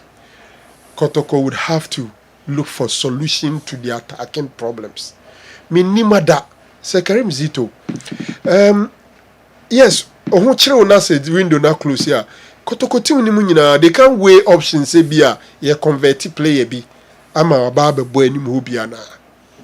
Because I clear say Kwame it's not the solution now. Morphine don't you know chances upon chances. Odru bon no win na or day bono. Enti I'm thinking say Zito kona aka isimu no any team no. There are some players are offensive minded. Some of them only needing komokra na. Obetro say sometimes back no a attacker. And boy list to all obe mu boy no obe boy no. May Okachira me say given the chance maybe he could be faster or sharper than Kwampuku ni Donsu Edema Asante Kotoko no. Enti Kotoko coach nemzo wa adwuma ye before I Windows baby amo matumi anya player ato no adwuma wo honom. Na no mo say players be for Ivory Coast ba any Cameroon, but as you speak them say they have not still arrived into adwuma no there eso mo hwe no mo ye Upe League agye there. This is not a league winning performance. especially when you have other teams playing well. Currently, Aduana Stars is playing well. Very good team. And FA Cup and Mediema is also playing very well. Heart of Lions is playing well. Into this year Ghana League, so why dream when say opesa wujia and yet come see come sa performance we and I'll be to me the league. So if indeed Kotoko expectation is to win the league, then they would have to up the game. Now game no up, the coaches have their bit, the players have their bit, management also have their bit. 3 outstanding games, No, not a single win. How? But some share young apostle. No, outstanding. I outstanding. Outstanding. Okay. After the Vision one, young apostle, and then of course another. Okay. Yeah. Okay. So they had one win. One win. Yeah, one draw. One defeat. But within that one win, not the regular fixture, they were drawing. Yeah.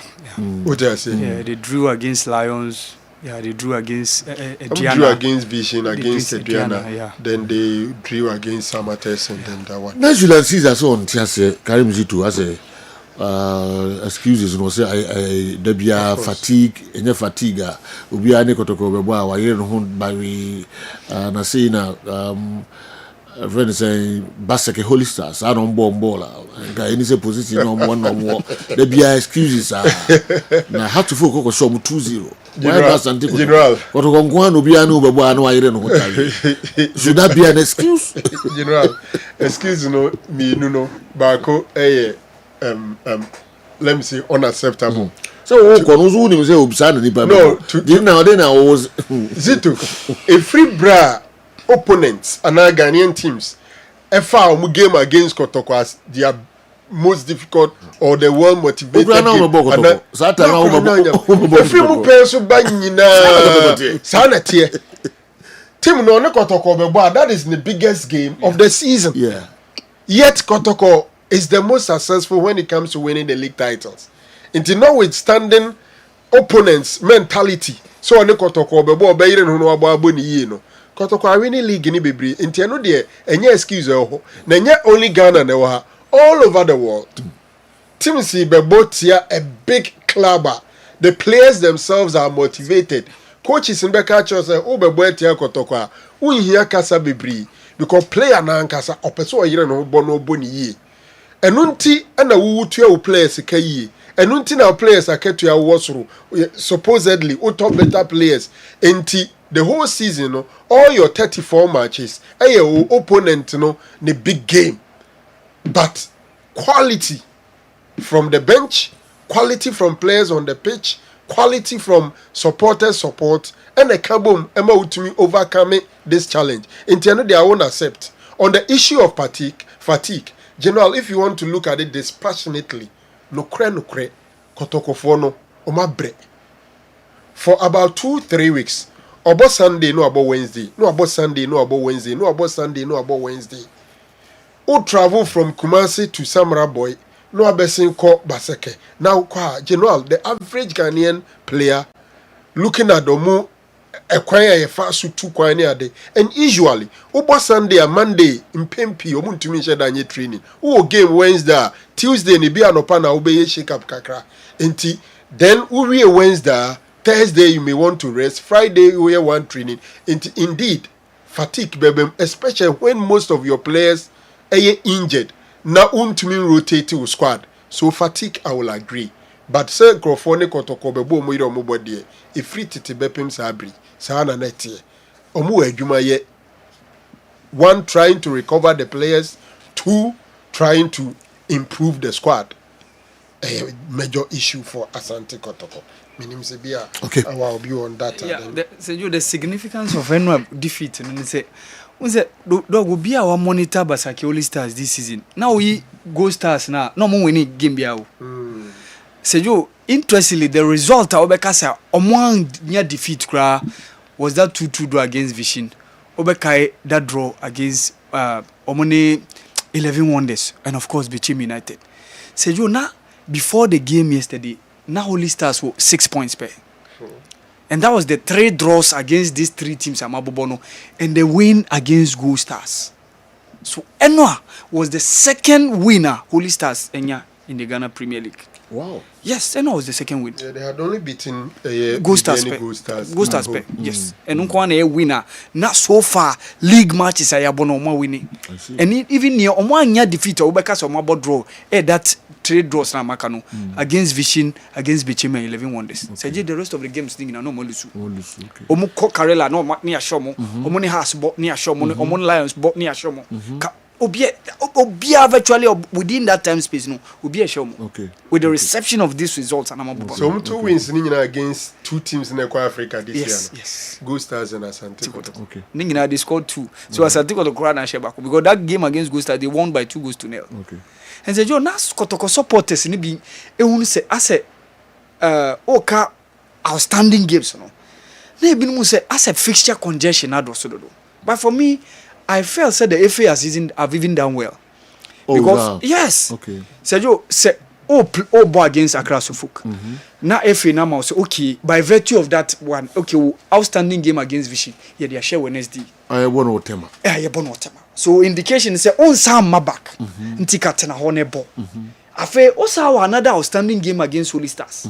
Now afe FA so say okay game against Samatex. And now within the same enclave, the same region. Wabo Samatex. And you say obesa back no katena ho nanka Wednesday no wabo. Yeah.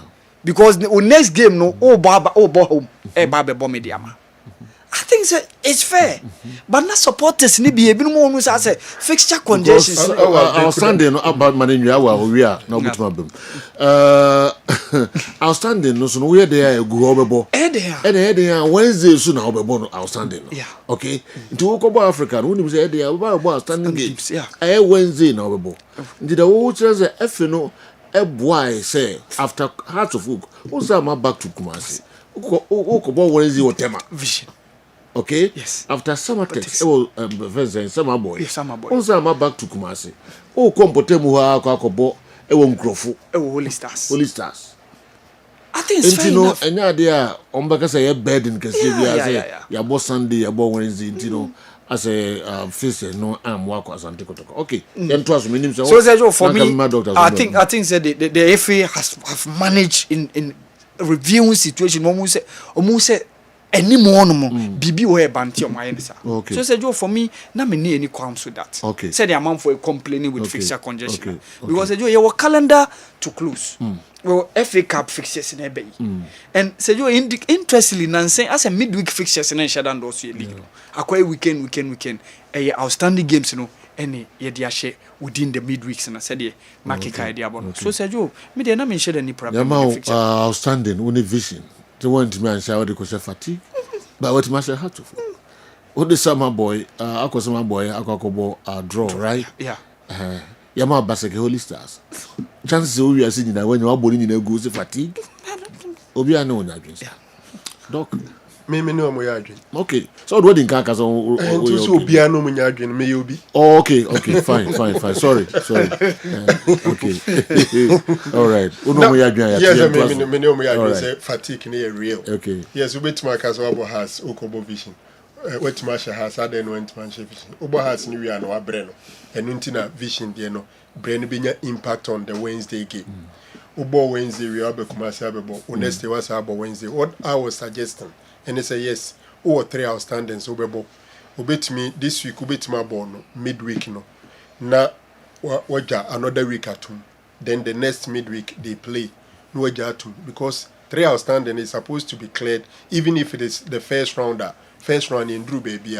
Into boxing them together to clear everything and playing some 6 matches or so within 3 weeks. For me, it gives opponent no an advantage over them. Me say opponent no advantage over them. Because opponent no bo Sunday you said the next Sunday.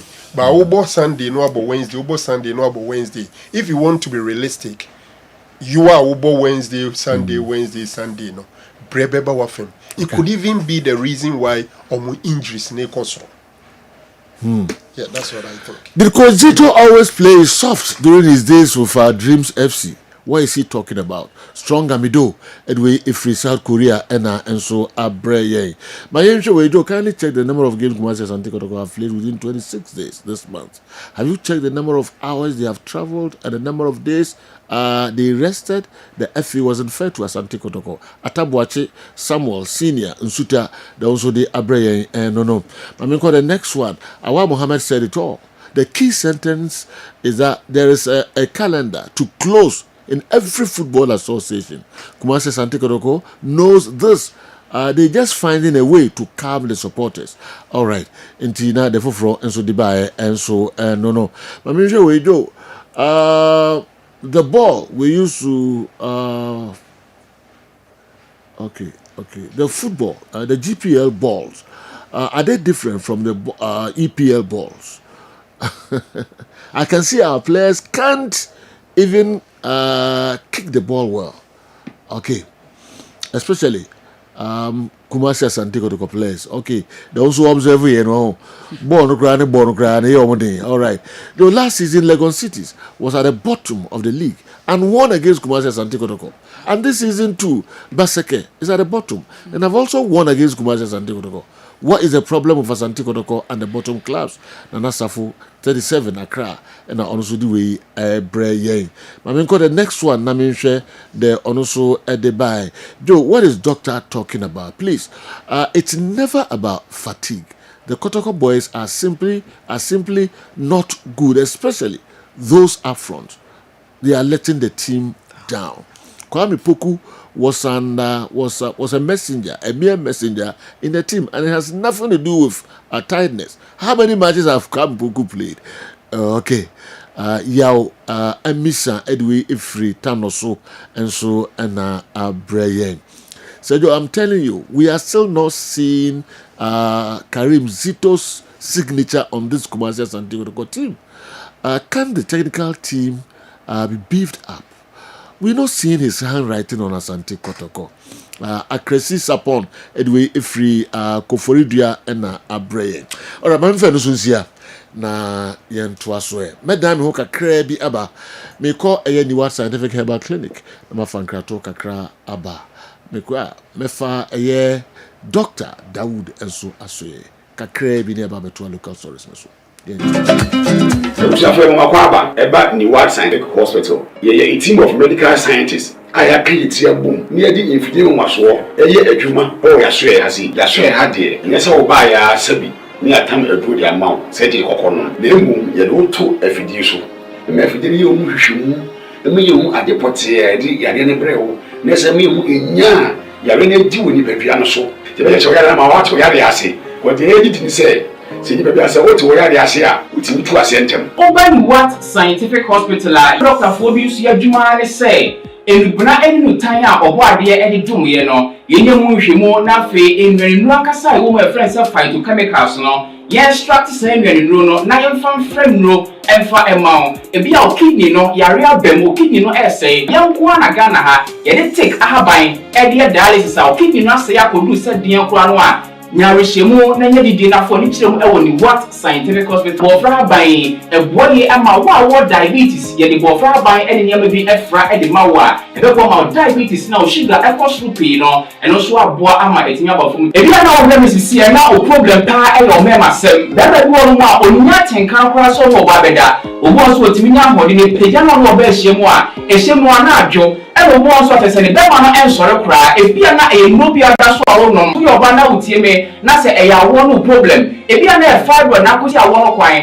ana wakwa ya sabia doctor si ensu abetata onkosie mo ovarian cyst ana se fallopian tube no e na block here obebu okura wo sebuo ensisi so ni nyina timi sinyi se ho kwan be ma bia na hu so e na wo form nkwawan e wo form low sperm count na obu okura be ba be ne hu so mo no na emwa be friend spermatozoa no ba kokura we nyina e ha esi awon ho kwan a obani what scientific hospital a enfidie de ehwe be da di amia se problem bi wo no mo a timi ehwo na afi aduane ye be kira mo adi pressure ti amo akoma bo periperi asem kura si ofi timi mo amane obi so hweme na ne bia stroke akawa tompam ye kwa wo ye ba wo so timi o kasa na pampai boni bi akire frɛ no halitosis Yadia Bakua, Yan, and when you'll be a Pawas will be in your Kadiacha, I did be you, O Casabia will be actually, O Kodana, Numera, O Dow Johnson, and Pamon Penifono, a free 40, 50, 60 years, Elquanimono, or prostate Nike, in prostate enlargement. A Basauda, O Johnson, Tentam, so be Branson Adiachi, and Manin Krechi, and Yakatita, a Manko Toba Memo. I wish you for be a brilliant Mania Daje, Amoya Didia, and Yadidia, sending what scientific hospital Ghana had it. O Paya Sabia, dear Belfin, dear Fidie, and the tree and Ubana and Alpha, what the near Frahabemo, and the Sao Yadiamawa, not any what scientific hospital. You will Kumase, Atonsu, Monaco Junction, Yadansura Bankano. And the BNB and Cranso your mass 7, your bank Janet Conadino 0244 08 7687. In case you are watching us from any part of the world, whether you are in any African country or you are watching us from Europe, you can contact us on WhatsApp +233 244 08 7687 or on Google Map. Just type Niwat Scientific Hospital and you'll be given the exact location. What scientific hospital? Nyanko Panda Rumenti, Wanoto, Edema. And we are nominated for your friend Dr. Dawood. Mena Dawood have a hospital ano. Na enna meso enna ne Dawood ointment. Dawood 360 capsules. Wodja manswa enne obi adi hu adanse. Na duwe edutwem Dawood ointment. Dawood ointment or se fetwi na ebeko. Ofa Dawood 360 capsules or CCC na ade wom. Na drum yenu we adwuma bom. Obi a osisi ye o yapa. De obeye ne se, o de Dawood ointment no etwitwe osisi na anopa ene anwumre a. Na nsa bia no na o de bia bo asawa, obetimi de atua. Udware wi a fa Dawood ointment. O de te ne fa sra. Ta bre kro na no na wonom Dawood 360 capsules no anopa ene anwumre. Na dance ye na ba amane o de enko na enko ti dance ni bi. Dawood ointment edrowi me straighten and welding the toda me podwa na me honam nyina me hu bibi enyi ba se minya sa Dawood ointment we na mbitwitwi a na no paso minya Dawood 360 na me no mo a ese kwa le me ye adwuma kura se kane no te drowi de edima se mama no be di so asema mama electrician na ye adwuma ekofia yentimi na Dawood ointment so ye adwuma na obra okodru fia fa twitwi ade be che no na ho aye den Dawood ointment fa twi keke na ebeko dura me yusu mama hode pa ma metimi gba adwuma bibi e kama e ma me ye Dawood 360 capsules and a Dawood ointment o memre we no na do we no so twitwi wa aposo e be ma ya oni nyina afiri o ma de e che o tibia be gba adwuma Dawood ointment fa twi na ebeko da bia amafo kompelu de wo ka musa akospeda me secret na nu ani ebudo na ani Dawood ointment ene papa me sole anopa me di twitwi me sisi achi me babia he me ntebre secret ni nie ti so person ti sam ya we use Dawood ointment. That's the secret of my taxi driving. Me a transmission gearbox specialist ejuma me ye en kare na me pega de a na me nsakura antimi pega na ase me ma de so na lock me sisi ti say fi se me share Dawood 360 capsules and Dawood ointment abo me bebre the dry you na so amente ya mente bia obia momodi so betimi ape Dawood ointment and Dawood 360 capsules enye bi ato Odofo se wate bi aduro ya me ka ho asem no eno ho adanse ene wono madi no ko pharmacy e ben wo herbal shop e ben wo ne koto Dawood ointment Dawood 360 capsules na se de enkrofo di ho adanse no wo so be di ho adanse wo pesa wo frɛ ya eno na wo screen ase no 0244 88 64 37 020 168 1717 baby a yeton aduro wo man Ghana mu bia no o de wura house o pe Dawood ointment and Dawood 360 capsules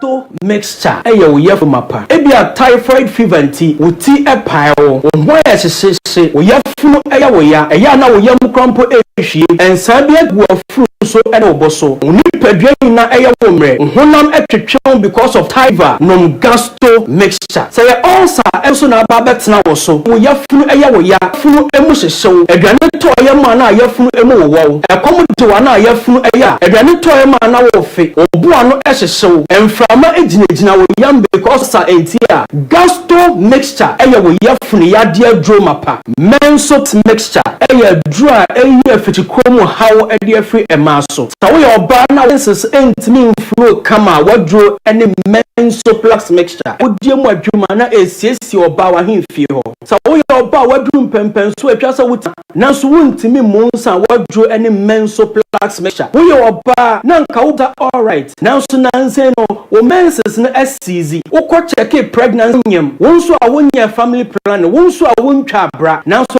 menses na emma no men's mixture na wo menses na enflow kama why your family planning wo your family no edrum pempen so bia wa jai family planning no wo hwe ni mu se nka wo menses na beba na timi afa afro na so wa hwe ni mu a menses no emma no menso plasture na entimi emo ama menses no enflow kama wo bu nsa ya na yaw ewo mu adro ene menso plus mixture prostaplex mixture eye adura dwonso mu how ede afri emerima so wo ye bema no wa ya se eye wo ya no wa ya se eka wa ya se etwon a wadro eye prostaplex odwonso aya wo te yaw ewo bema mu eya na wo bema emu edwo wo bema mu wadro ene prostaplex mixture eya na ensuo bi fri wo bema mu eba eno so so wonso a wodwonso tentem sope ya wo ye bema wo bu koda anado a ena ne de no ana dwonso ede no obesori adwonso emprebebre ansa na ade ache bema gina wo se wo dwonso a edi enmere kakra ansa na dwonso no ahya ase se eba no won hwehwe prostaplex na echa kwan na wonnonom na entumi enyi sa wo ha no emfamfri no so na susu a wo ye bema wo bema mu aye mre no wonya prostaplex mixture ibi na won ebeyi sa wo ha no afri so akọ ententem so pa eni kwan se bema akọ gina wo dwonso a wo chimpi ansa na dwonso na ba eni dimesraw sa wo dwonso na sa wo ansa na dwonso no aba oni padua na ebo kokko so how bi ya ba ni padua ni mo pa wonya prostaplex mixture ibi na won no ebeyi sa wo ha no afri so akọ ententem so obu ma dwonso no kwa wo dwonso no emeye dwonso no eba sa dwonso na ni aha no eba te se pipe a etwa me so wonya prostaplex mixture ibi na beboa wo ayi sa wo ha no afri so akọ ententem so pa na me so pa adroidu bo number 0248 77 88 0248 77 88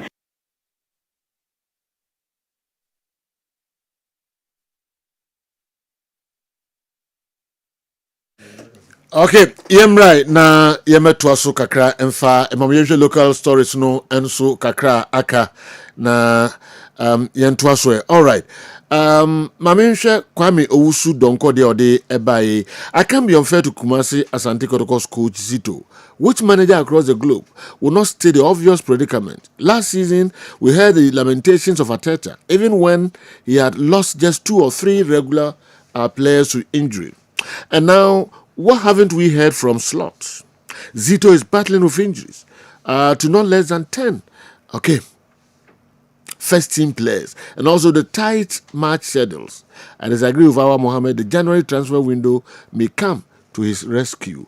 All right, the Kwame Owusu don't call the buy. I don't know. Though Kotoko players need to understand that they have to do more personal training to endure the pressure upon big team players. All the successful old players who have appeared on your program have all emphasized this point. They are taking big money and they should play big. Yaw Semfi Edway Efri Sunyai and so Abeka Yensa and Anopei. So please let Asante Kotoko fans know that Basake Holy Stars FC have also got injured players. So what are they talking about? We beat them, period. And on Sunday, we'll beat Nations FC, Elembele, and Fila, and Sudiwe Efriho Abreyen. All right, Dr. Franco Naro. Yeah, General. Metier Honorable Chief of Staff. Yes, Honorable Julius Debra, Metier Honorable Kofi Adams, Coach Zito came as a technical director. He should reverse to his technical directorship and allow new managers take over. Na kasano adosun dodo. Kwame Usu enso na di we abreye. Yento aso. Okay, Yankoi. Now, Mamini can the ministerial oversight committee and paying for power must say Yebeko World Cup. No. First of all, General Ghana, you were abakosem about our World Cup. Na abakosem sebi anshe munyam in 2014. Luckily, openya no ye mampenyi ewo meimu. Sa penyi krona ne oye mampenyi. His Excellency John Dramani Mahama in 2014. I call World Cup ewo Brazil. Me sure say enimguase ekoje ye de nipa bebre enim eye nyina no enim sem anye sumasim bia. Inti me feel say say once bitten twice shy. Cheze unyam from so I didn't kind so make sure say repeat it near Tosumino. So I'm happy with this kind of preparation I'm paying for a First of all, I'm paying for team community na peso boama Ghana for bibri kwa America memu. Na koda Ghana near Mapai wedi. Some of these diplomatic talks are very interesting and you will support it at this stage. Hoping say, yeah, bit to me, any companies, any businesses, mudi sikabeba, abebwa, na sikani bedura, himfo a di omubeko, kwan be ni ebefa so select Ghana for, say fata say di omuko. All these things are very, very interesting. Ushem payinfo ya pa omo no kwasem ni say, obi animdi, ewo baby hodwa omuwo.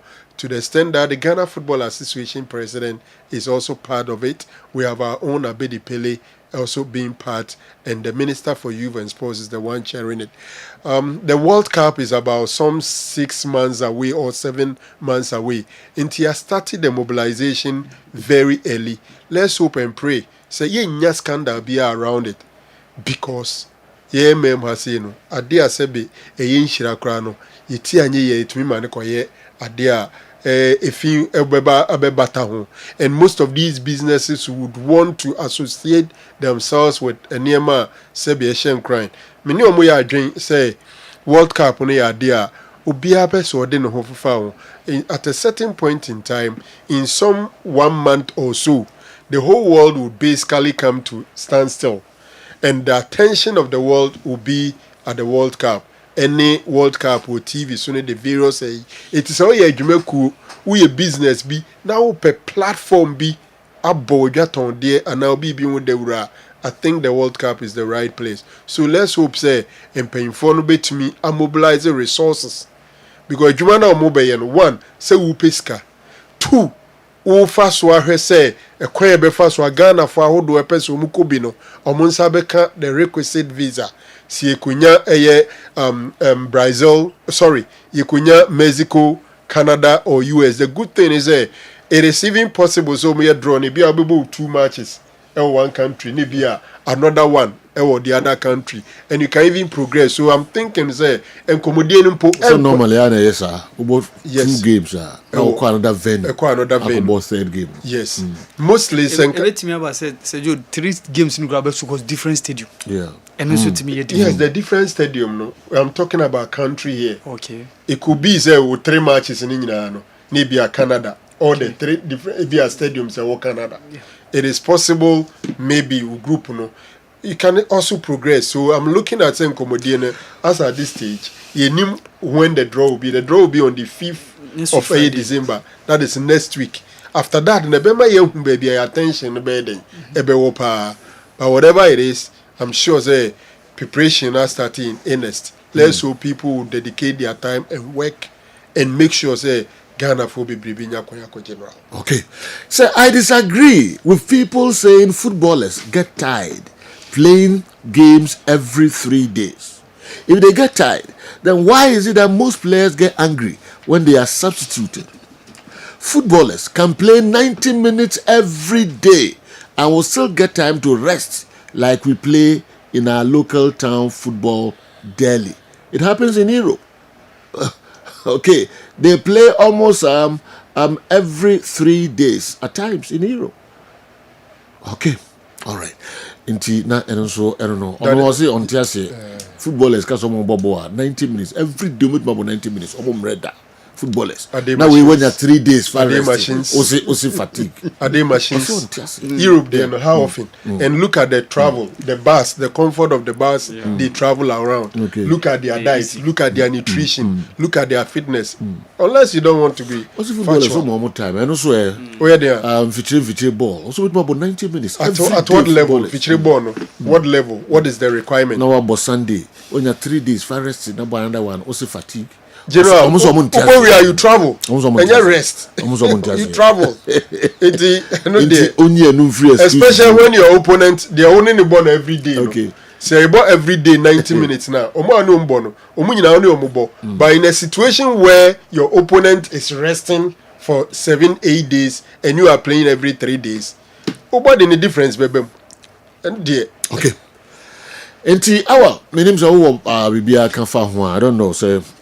Well, I think say Aban senior Aban Eshishe, chief of staff, and of course with the interministerial committee Abeya. I think say government has done a massive job in how to mobilize funds, resources, and also make sure say amount for mobile to the world state to go and support Ghana very well. And I think say a very good step in the right direction. But the question is how we are going to bring on board these corporate institutions. And say so the Ghana Tourism Authority and all those other types. Me say here say crafts and all other products. Ebetimi akwakoton actually say we nyina ye Ghana. One of the things I don't so beba so ama emfaso mu pa. Enye say just ye kwa football nko because we can go with other products.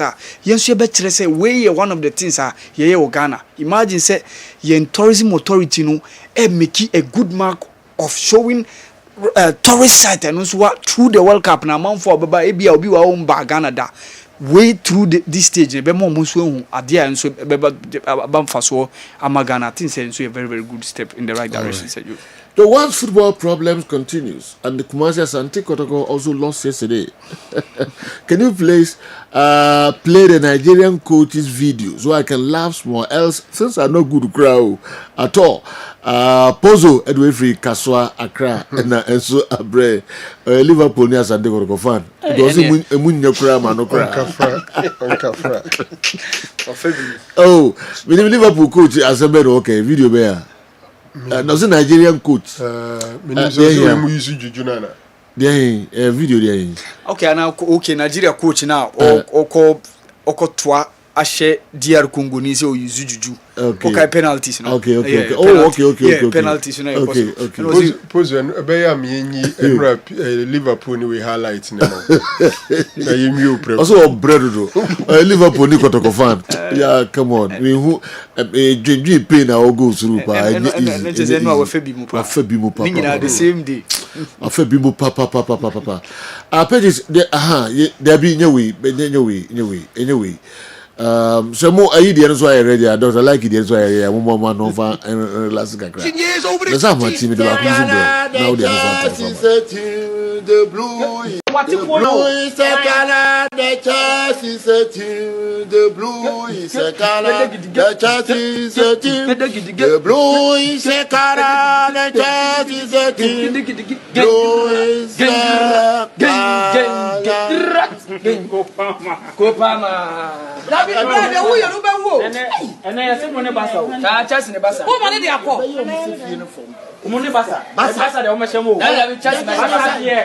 Dabio, I am from home to Chelsea. Yeah, Chelsea, yet yesterday you won. Chelsea, what about that? What about that?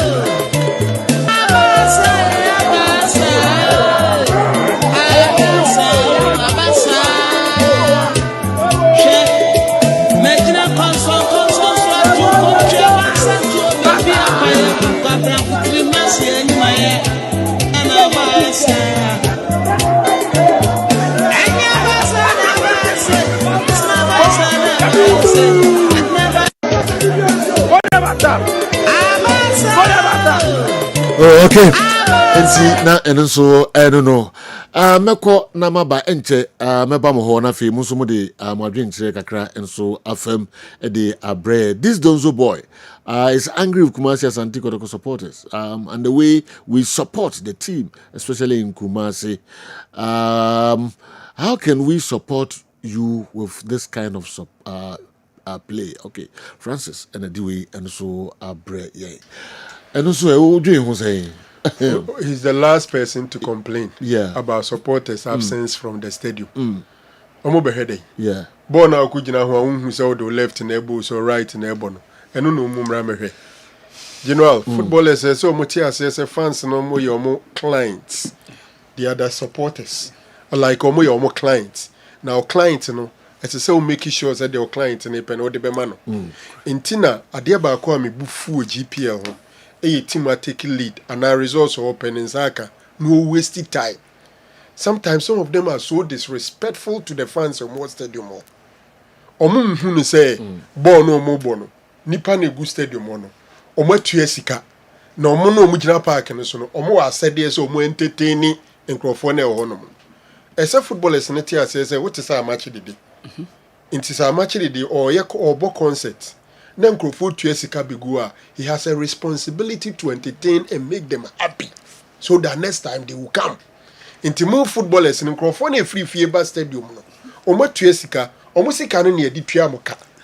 Na no na yika o say Alex Ferguson omo akobọ match omo bre fans na begu o say omo pay autograph players no bia atwam kotram omo hu answer Ferguson gina o sign autograph owie no be oda omo nyina so obi ansi for men ko sign nkrofo na egu ho no no matwa for omo so aban.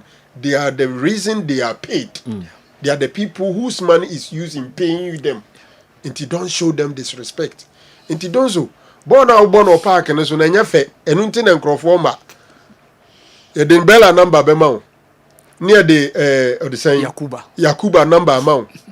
Na ye de na say okọ Uganda ni. Okay, Mukwala number amount. No bisa so mba ye no. Den no mo be ye. Omkredru ba bi na nkrofo nko. Na wo dey out to papa. He's the last person to complain.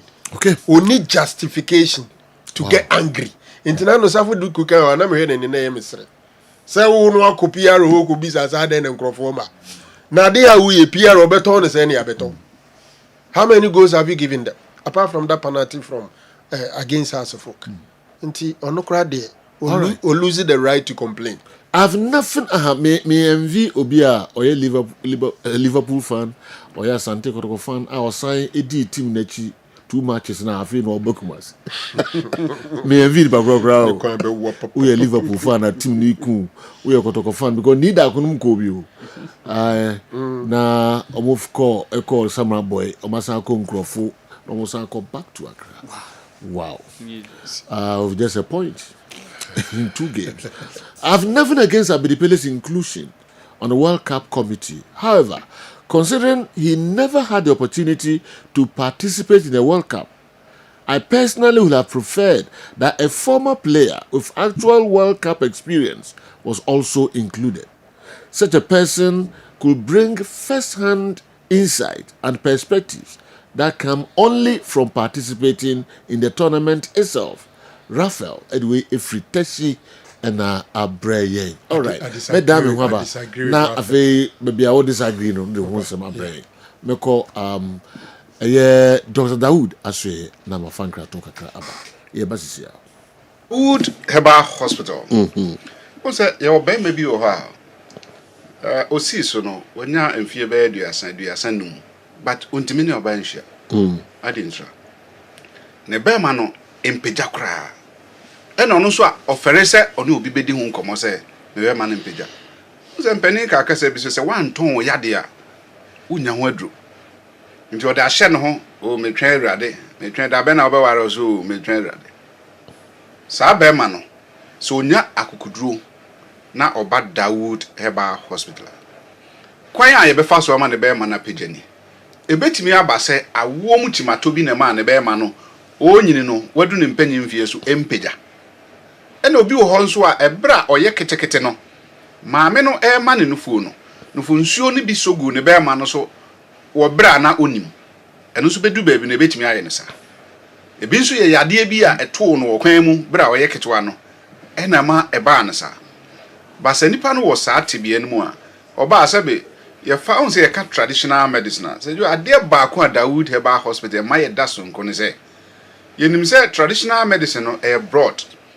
and ochire mu a o say it involves animal parts ye fa say be mo akọ anyina atimi de ka ho de ye aduro e do fa te say be aboa abrichire ono na owo ne ba na so ye be ma wanya 2 weeks no bo so san di ne maame achi ne maame no owo no na opeso no na eden e kroso nti appoint no wo ne ba na se ne ba no di na chi a benyini a wo so ne na na besan wo bebre nti ye fa ne be ma tia na semu no ne ye fa enua hodo miensa ne akabu ne ye de ye drama be ma no ye de yama na no pa anajo oda ho saa bo hu se ase ne be ma no ntini ne twetwe no obeti na ni no na page agina so ntina be ma no se apejewo na arawo sem ne se obi wo ho a ne de na ye adwuma kodu bia bia ono ahu se o me de aye bi nanso bibi esi e wo kwan mu ama ne be ma no epeja oye se epeja na asan aboni mu na atofom obi wo nso kra na afi empeja kra bio na obi wo nso a one ne ho kan e di nhyiemu a bra one ne start se o mu di nhyiemu na ne ho kra nsane no na adwo eno nso oba Dawood Herbal Hospital edro wo ho a ye ne to so a enya peja gina so a ade se ono anka se wabre tie Dawood Herbal Hospital den me eba ne sa obi de ye sichiri yade obi de ye mojamroso obi de ye koko ena obi de ye nemu yade ahodo bi a onya aye a wampa mu ano eno hu nsunsuan so bone ne de na ko wie sa Dawood Herbal Hospital e kumase edweso krapa de yese oba yaso ye ya ye boy mra ne se apeje o na de nti no mo se apahu se jo obi akwa aware emfi aduonu ni 20 years ni oni baba akumpo e de hyenachi me bra empa ahoda obi hu nso de ne sai ro sem ne se epa hu na mom enya bobosom miensa bosom nan ekọ bosom enum a na asa sei obi anyem mprenson but oniba de bia ebe hu ne se na fubo so but ebe wi akire no ono awanwo na yefunu no asei oba Dawood Herbal Hospital di dikan a na tete no ye nananom ye ne se oba fa yefunu a broni a okase trimester first trimester second third no nananom no na omoye abemuduro nti oba no duru bosum bia ewa abemuduro a omobe ya amasa oba no na ebebo akoda no ho ban ma akoda no agina eno na Dawood Herbal Hospital ye say oba no ye de otu aduro so a ebra wafa yefunu no ye behwe bosum miensa edikan no aduro e wo say ye de mawo de etoso bosum miensa ensa atoso biema ne koyensia no e wo aduro e wo say ye de mawo wenya bosum nsia na wo kọ bosum nkron no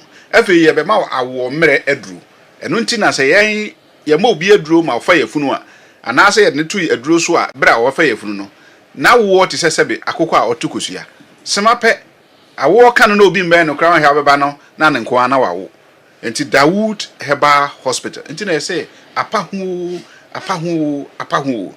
obi enya 51 years emfi aduonu baako oba me hwe ne din na me ka kyan maame se woda so bu nsa nko ade a ye be waduro ama watimi afa yefunu awo afa ho afa oba o se doctor na nsin ase wuma na abakakra wuma na asa atiko na me se te sa de e kire se entwai ye di ka de na tu aduro so first 2 months no bosome so ana wabu nsa de toso bi onu wasan abu nsa na me ka kire nse se nyame ne pa obetie ye mpaibo ene ye de awo aduro no ankasa edema no bosome baako bosome mienu ekọ bosome miensa no me wo ha na wa frɛ me doctor be na nsani me ho ye me basabasa saa na me boso from me na me sreye so doctor me kama hi asem na wo sre na me se ai minim de enti a me sre o se de enti na wo sre na me se apa ho o se doctor wo boa na me se wo de kɔ ayasa bia bi e ben wo na kɔ chekere okoye me wo ha na wa frɛ me no de sidie di kana me se won se wo sre de na asi o se apa ho se jo enne ye kese wa wo afa ne ho afa ne ba se ne ye hwehwe o obi ba Dawood Herbal Hospital na de enti a oba aye no nkunimdie ba sa na yeso ye de ye ni age enne ya de aba a edi nkrofo nya pa ye entini a ewo ye to ase ekoka ye nan kokomu no sabi obi nantia na se eba se ya atwini wi na wanya bibi ansomu a na okohwe ase eba sa yese sciatica ye wodi bebre edema no ebi sasabro ebi wo obi a na se de usika no but nipa no ba Dawood Herbal Hospital ye wo adweso krapa kane bebi a na Metro FM no no nipa no ba na ye ne to aduro so asajo britia obi na wade no obi wo ho a okokete so a rotimi dwunso be empreduasa 20 times 10 times chese oba dwunso sa kakra no wasori but odwunso na odwunso no sa de we konko we enyema dwunso no ba sope kakra otise dwunso de no oye se oda na dwunso de no osori a no dwunso kakra bi e ba ko oma na wasan sori no ba dwunso kakra bi eye sa na oba Dawood Herbal Hospital di hia ne se den ne man ba ne sa ene ye o se yehunu because o pese wo nya ade bi anopoma sibra gese wo hu adokra ekofa baaye enti se yehu wie a ye de nepa no to aduro so a brete obi se jo na adane adanse die obi wo ho nso a Johnson no beba no ade se ochim ebre ansa na Johnson na pie oba Dawood Herbal Hospital nyame tumi nti enye metumi ne mum nyame nam ye so e ma Johnson no ebeba obi wo ho nso a Johnson no etimi beta na ya se oyese odwunso a ebeba ba wadwunso awie no blood ano entimi ye empty still ana bi akam je osan tinka se dwunso de no ene obi wo nso kra ote ho na dwunso no eba ohunu ote ho abo wan se dwunso no enam ne na ho na eba sa e areho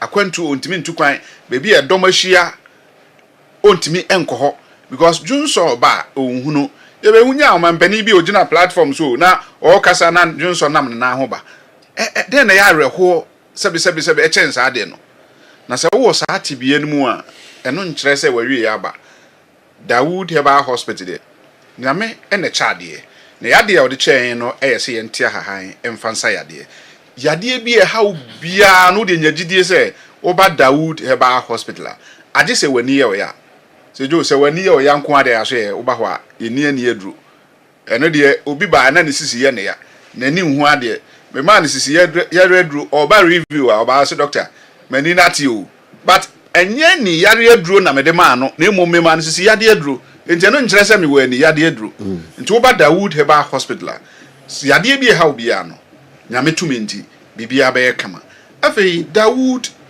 ointment okay and a Dawood 360 capsules said room ye anyway said jo meti aduro no so a masore adentira we your friend di adanse amfere obi wa ne sisi ye ne yapa sebe onama ontimi enkoto mfa de onkoto Dawood ointment no wato Dawood 360 capsules ndibra otwi ointment no na o memene 360 capsules no maami bi frame me from Kentampo also for the past 17 years in the pomane nante ba okoto aduro mienu Dawood ointment mienu Dawood 360 capsules mienu also on no aduro ni wi but on fa poma no en nante bio papa bi nso ono nso ose we kura poma e de anante saa for 11 years ni ontime nkoto ontime nsore sabi onama obi anim se wachia but enamaduro iso ama poma na we kura no ode ama na yere se na yere mfa nsoja Dawood ointment Dawood 360 capsules so I don't know e wo ba bia pharmacy herbal shop over the counter bia e ton aduro bia no okwa also pe Dawood ointment okay and a Dawood 360 capsules numbers in the go screen as no 0244 88 64 37 0244 88 64 37 Mema etiefo nyina akwa ababa Amuzu Herbal Clinic na yededro bia ba efre Amuzu garlic bitters eyedura emamoje die fusane ewo nipadua nu mu eyedura ebua ma obia ne pressure ewo soro eba fom pa obi so a otiemi a wadros rade abroso obehia Amuzu garlic bitters Amuzu garlic bitter prevent numbness so obi se mensa anasa minan 83 nedro eye Amuzu garlic bitters controls urine flow die odunso bebre anaso junso basa no onye Amuzu garlic no mu a emeso tikura Amuzu garlic bitters prevent sciatic pains. Obi say doctor me to ase twetwe me. Unya amuzu garlic no watu edi. Amuzu garlic bitters is good for stroke patient. Obi enya stroke. Obu a stroke na born in kaye. Unya amuzu garlic no watu edi. Sambe drain na sofu bi enya stroke for years. What thought wa minu panom. I na wetimi asore ananti waka. Amuzu garlic bitters boost the immune system and fight infections. Se utie me na se uyo chembe wu yare biya ba bekrawa. Kopa amuzu garlic no muen ne mo ho ye dene. Na kutie nyarewa. Amuzu garlic bitters prevent body weakness. Obu ha ahomre woni so. Amuzu garlic bitters dilate the arteries ebiabia intinimu mamoja ediefusani yie pa. Amuzu garlic bitters support the pancreas. Amuzu garlic no pancreas ho ya de ne modidi a ekotwetwe sugar na glucose na omuno me so te mass sugar eba normal. Amuzu garlic bitters improves vision. Obu oho a ne pressure was with man de hunu wo form. Onya amuzu garlic no mo buaw ma friends woni na eye wisi no we hu ade yie pa. Amuzu garlic bitters prevent palpitation. Nipa bia home ban sese home no e wosu bebre sa kope amuzu garlic nenom. Amuzu garlic bitters prevent insomnia. Obu ha obre panse wada ye fredi basic any sulfur e ye rich amuzu garlic mu ye kogu mu a na my body ne home na home bo se nche na wada enti de na ho edi ma no kope amuzu garlic bitters nenom. Amuzu garlic bitters is rich in allicin and selenium, which helps improve blood circulation on the male sex organ. Inti bema osi oda humachi antini bema nkano. Kopa amuzu garlic no mwe. Nemo moja ni diefu sane enko bema no hunadechia watini nka. Amuzu garlic bitters is rich in agioni. Ena musa agioni ninti ebo ema awodi akwa no ho ban. Ema sebuo, ema kosu atuo nyina no, emoni nyina kosu kama. Iti oba obu ni se a embe yie, ube hia amuzu garlic bitters. Oba on person na wo eti kosu hia amuzu garlic bitters. Uko drugstore, pharmacy, anase herbal shop biara, ube nye bi ato. Upe drone se mise bi nso a, no afra mi nama eye 0247 776743 0247 77 67 43. Amuzu Herbal Clinic, Mauji Hiochalo. Okay, afe yemra na yemfaka krebi ensoso emamo. Some of you kwa biom. Ya do poku de way about realistically. We cannot discount the fatigue factor in Asante Kotoko's matches. Even though I agree that the Kotoko attack should be more serious and clinical. Yao do poku and the way about Reverend Father Godfred Ofori, Kenya City Roman Catholic, say Olak and Owo. I disagree with Raphael's comment on Abedipele's inclusion in the committee. Did the current minister participate in any World Cup competition? Has he even managed any club before his appointment as minister? Is he not doing his best as a minister? Pele brings enough experience to bear, having managed players for years and having played outside Ghana.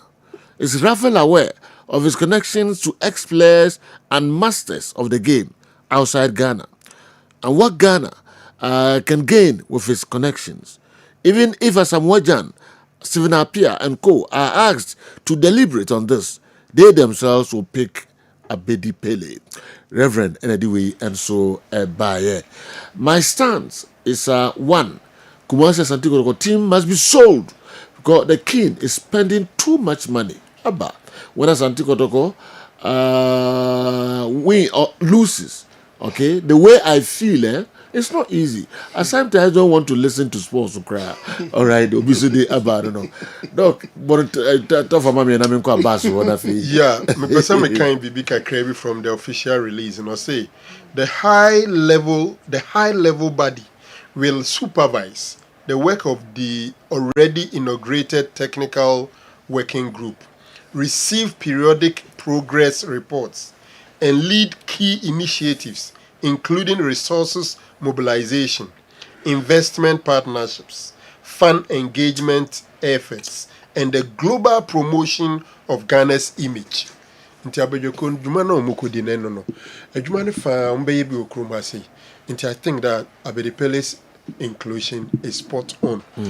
Ope sebe obi di na di brand anim Ghana na per sports person e di na di anim a madwen am say me mu obeyi Abedi Pele no ye Zuma Nelson maybe Asamoah Gyan so we three odi omachi we three ba tamoja di omachi be Asamoah Gyan we Abedi Pele we ye Zuma Nelson tornado fall along the line as well inti adwuma we resource mobilization yan corporate bodies wo look menya sure say ye we adwuma panyin bi okrom a what so Abedi Pele aba wachi wo twen hey obesha ho aka say ompie ma ana omani hu no say Abedi Pele owa eti wachi ana Abedi Pele person oba ho no obedi nkomo. You know we have underutilized the image of this maestro for so long. Meaning say in terms of say players no e World Cup enyumo mbedi wo ho ne ade ne de. Okase obi a wakobi pen no experience me ya megitum. E ho na Samuel Gyan Stephen Apia monso ne nei empemfo atwe o maben. So for me maestro's inclusion is super. All right.